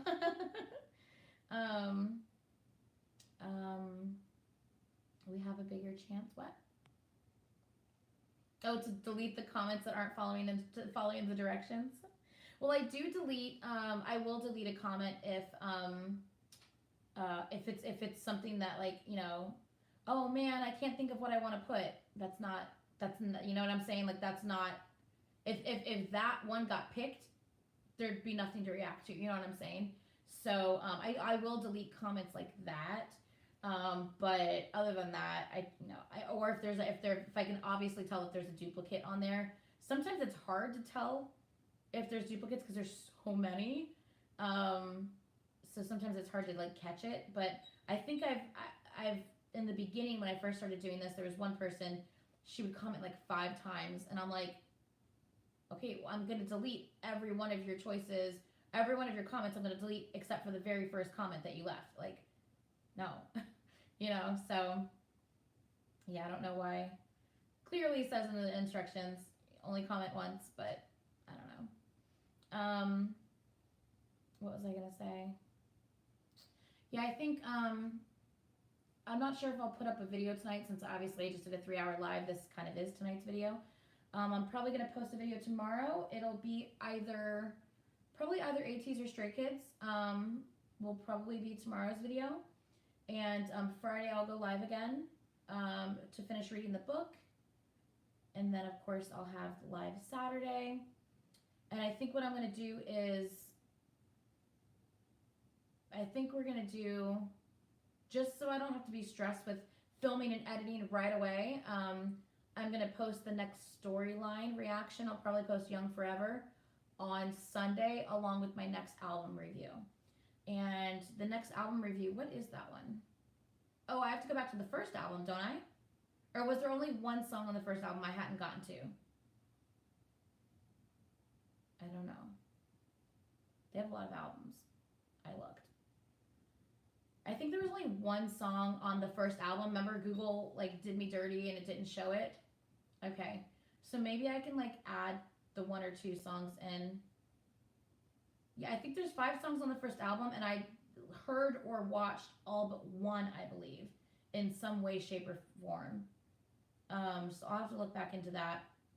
I'll go back to my last album review and read the comments and stuff. So there is Skip. So just one song. No More Dream. I did No More Dream and when I was reacting to all the MVs, non-storyline MVs, right? There's only one actual song you're missing, yeah. Oh yeah, I heard about the hidden tracks. That's right.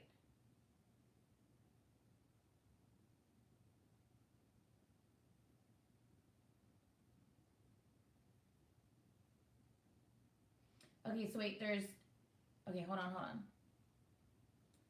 Which one has the 2 hidden tracks on it? Is it the very first album that I'm going to be going back to anyway because I still have a song I need to react to? Or are the hidden tracks on the next album?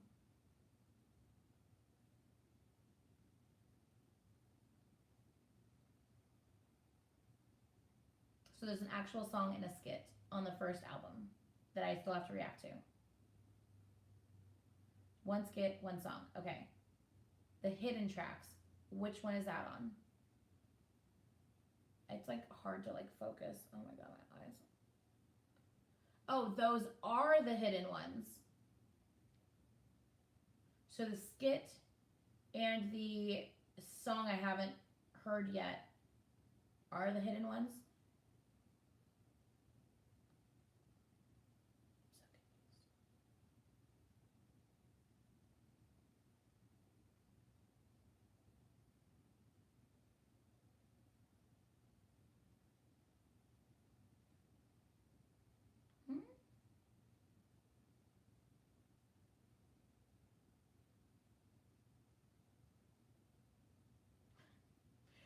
You guys are confusing me.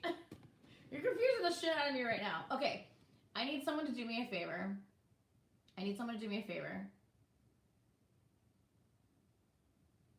You have 2 skits and a song, plus a skit and a song that were hidden. Okay, can someone please do me a favor? I don't need to know about the stuff that's on the album or what I've reacted to. I just need, can you please send me links in a comment on this video? Because this video is going to be easier to find because it's going to be most recent. And a comment on this video. Can you please, not in the chat comments, but in the actual comments, once the video processes and loads, in the actual comments, not in the chat, can you please send me I think there's 4 things I'm missing then. Like a skit and a song and then a skit and a song that are hidden, I think, or something like that. So if someone can please send me those links so I'm not so confused, because I'm still really confused. I don't know what's happening. Yeah. I think that's what someone was saying. Yeah. So, yes, please. Yeah, I'm so confused right now. I have no idea. If y'all are confused, how the hell am I supposed to know what's going on? Yeah. Okay, so the first... guys, I don't know what the hell. Hold on, let me... Hold on. Because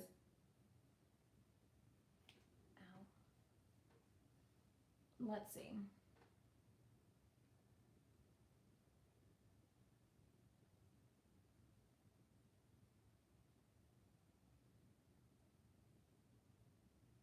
Oh my god, I have full Wi-Fi and my phone's taking 50 years to load. Like, what's that about?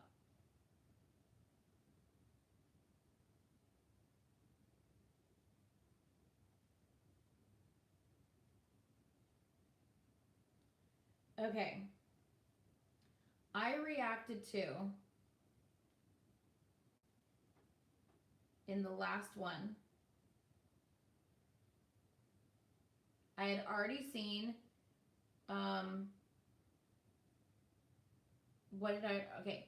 Other than the MVs I've already seen. What I had already seen what? We Are Bulletproof and No More Dream? Or those the two I'd already seen? Is that what I'm, okay. I'd already seen those two. I also listened to intro, oh, are you too late? Or are you late too, I mean? No. We On. Are You Happy Now? If I Ruled the World. Coffee. Cypher 1. Attack on Bangtan. What does that say? Love in School and what the hell does that say? What's the one that starts with a P? The damn timestamp. The damn timestamp is over that word and I can't see it. Damn it. Let me hold on. Yes, what you just said. Paldogo-san. Paldogo-san?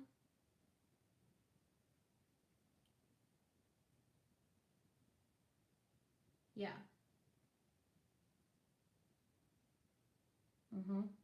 So I've listened to all of those, okay? So We Are Bulletproof, which I don't know what album that's on. I know I've listened to No More Dream, and then all the ones I just listed. I'm going to say them one more time. Oh, Are You Too Late? Oh, I always say that. Oh, Are You Late Too? No. We On. Are You Happy Now? If I Rule the World. Love in School. Pagad, whatever you said. Attack on Bangtan, Cypher 1, and Coffee. So, I've reacted to all of those on that album. But everyone was saying there's a first album before this album. Before the Oh Are You Late To album, there was a first album that I still needed to hear that came before this. Google did me dirty and didn't show that to me. So, of that first album, I need to know the things I have not reacted or seen yet. Reacted to or seen yet. That's what I need. If that makes sense. Does that make sense, guys? I hope that makes sense. Yeah. So that's what I need to know. Once again, this is an album listen, so I need lyric videos, not lives, not dance practices. I just need lyric videos. So whoever would like to help me out with that, it would be very, very helpful. Yes, I have seen No More Dream and We Are Bulletproof. Yes.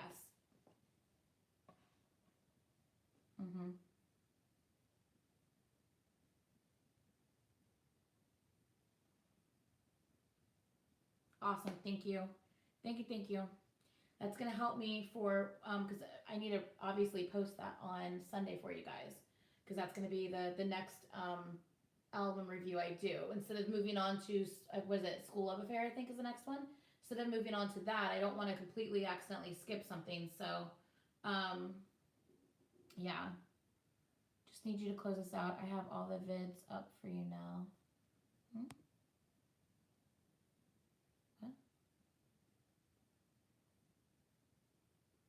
Thank you. Yeah, I tried to do something with it. This side, I've noticed a little curler thingy that I have. This side curls so much better than this side. You see how it's like way more curly than like that side is?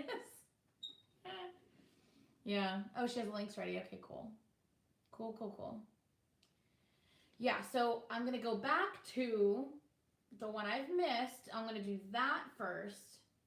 Then I'll continue and go forward from there. Yeah.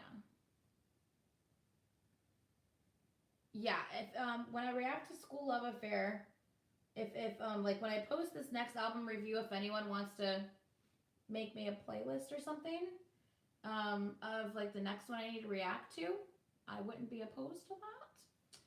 If anyone wants to do that, remember it just needs to be like lyric videos, please, because that's the whole point of me doing this. Is I want to, obviously I want to hear the song, but I really need to know like what they're saying and stuff. And you guys know I like watching lyric videos. So yeah, yes, yeah, I think cat pillow. It's adorable. He's like a little flat pancake. He's so cute. I love him. He's soft. Super, super soft. Yeah. I think that's it, guys. Is there anything else that you guys are wondering about or need to know about or want to ask? Anything else you guys want to ask or anything before I go?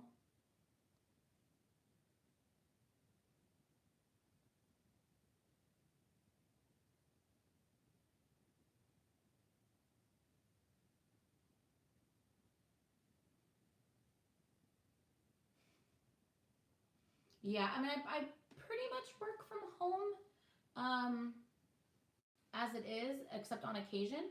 So yeah, I'm still just working home, but I do have reduced hours. So I'm not working as much as I was prior. During the next 2 weeks, I have reduced hours. So does Caitlin. So obviously, I'm going to try to get stuff done during the next 2 weeks. I'm going to try to film with Caitlin a lot. And not only that, I have an idea for a BTS original content video that I want to create. I think it would be very funny. I've never made, I've made plenty of original edits for EXO. I have not made an original original edit for BTS yet. So, I think Caitlin's seen Astro. Yeah, she watches stuff. Like she has no problem like watching stuff. So yeah, and anything she hasn't seen, she's starting to slowly react to a few things. Like you guys know I won't be able to get into SHINee or NCT for a little while. So she's currently reacting since she doesn't want to have to wait for me, which is understandable.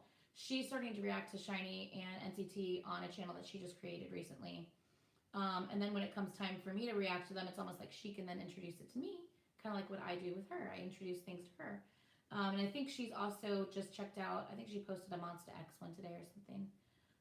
So yeah, but yeah, yeah, I have an idea for a BTS original edit. And so now that I have a little bit reduced hours and a little bit more time on my hands, I'm hoping to be able to work on that.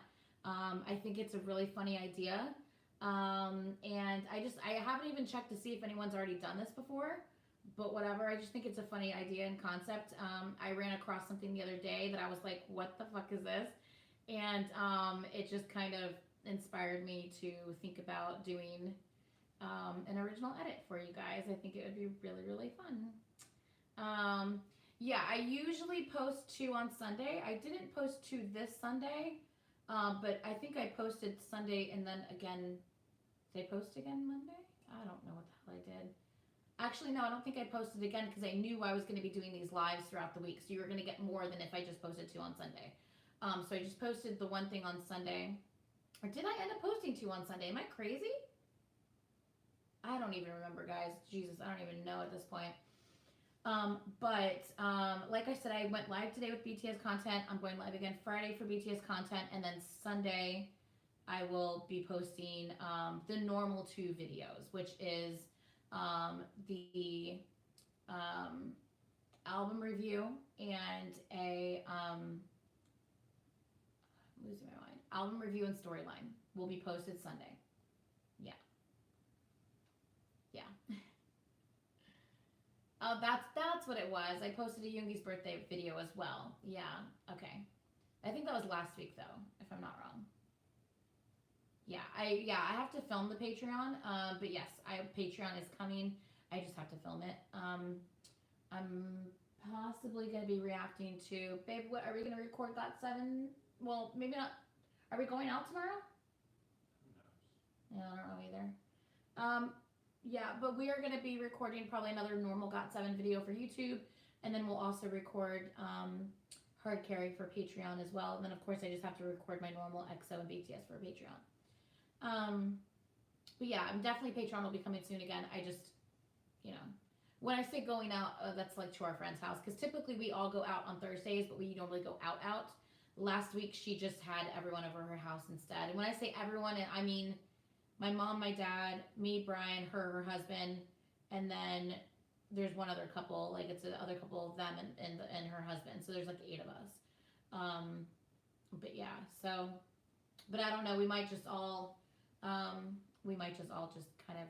I think we should just stay home, to be honest, for these next couple of weeks. I think it's just smart to stay home. Not that like I think I'm gonna get anything from going to her house. It's just the people that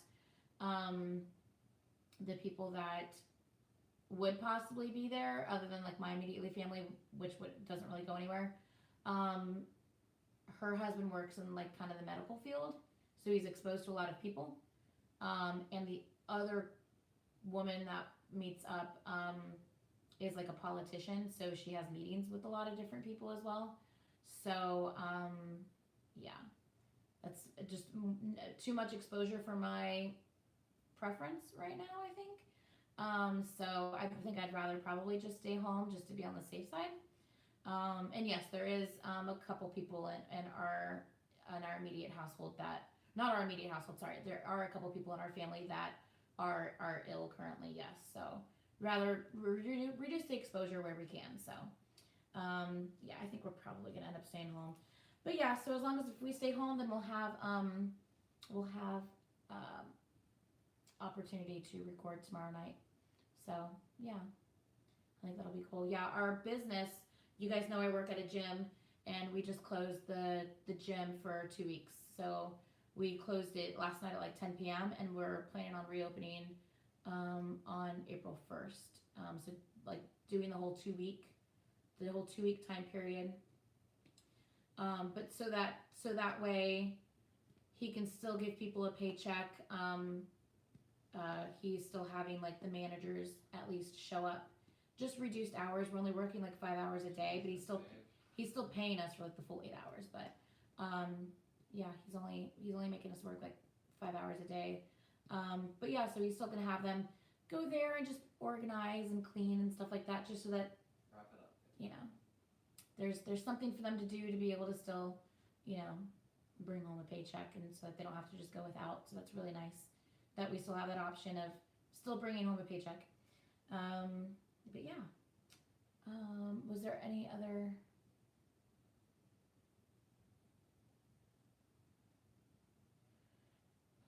Which K-pop group did I react to? I've reacted to so many. Did you react to solo artists like IU? I have not reacted like to IU, but I have reacted to Sunmi. Is there something that you're very curious about? Not like in particular. I mean, there's certain groups and stuff I'm curious what they sound like, because I haven't heard them, but like nothing like crazy, like, ooh, I really want to know about, you know, it's like nothing crazy like that. Yeah, no, I mean, I'm curious about a lot of things, but nothing crazy in particular. But yeah. Okay, what is it? I think that was it for, I don't think I saw any other questions, so I'm gonna wrap it up.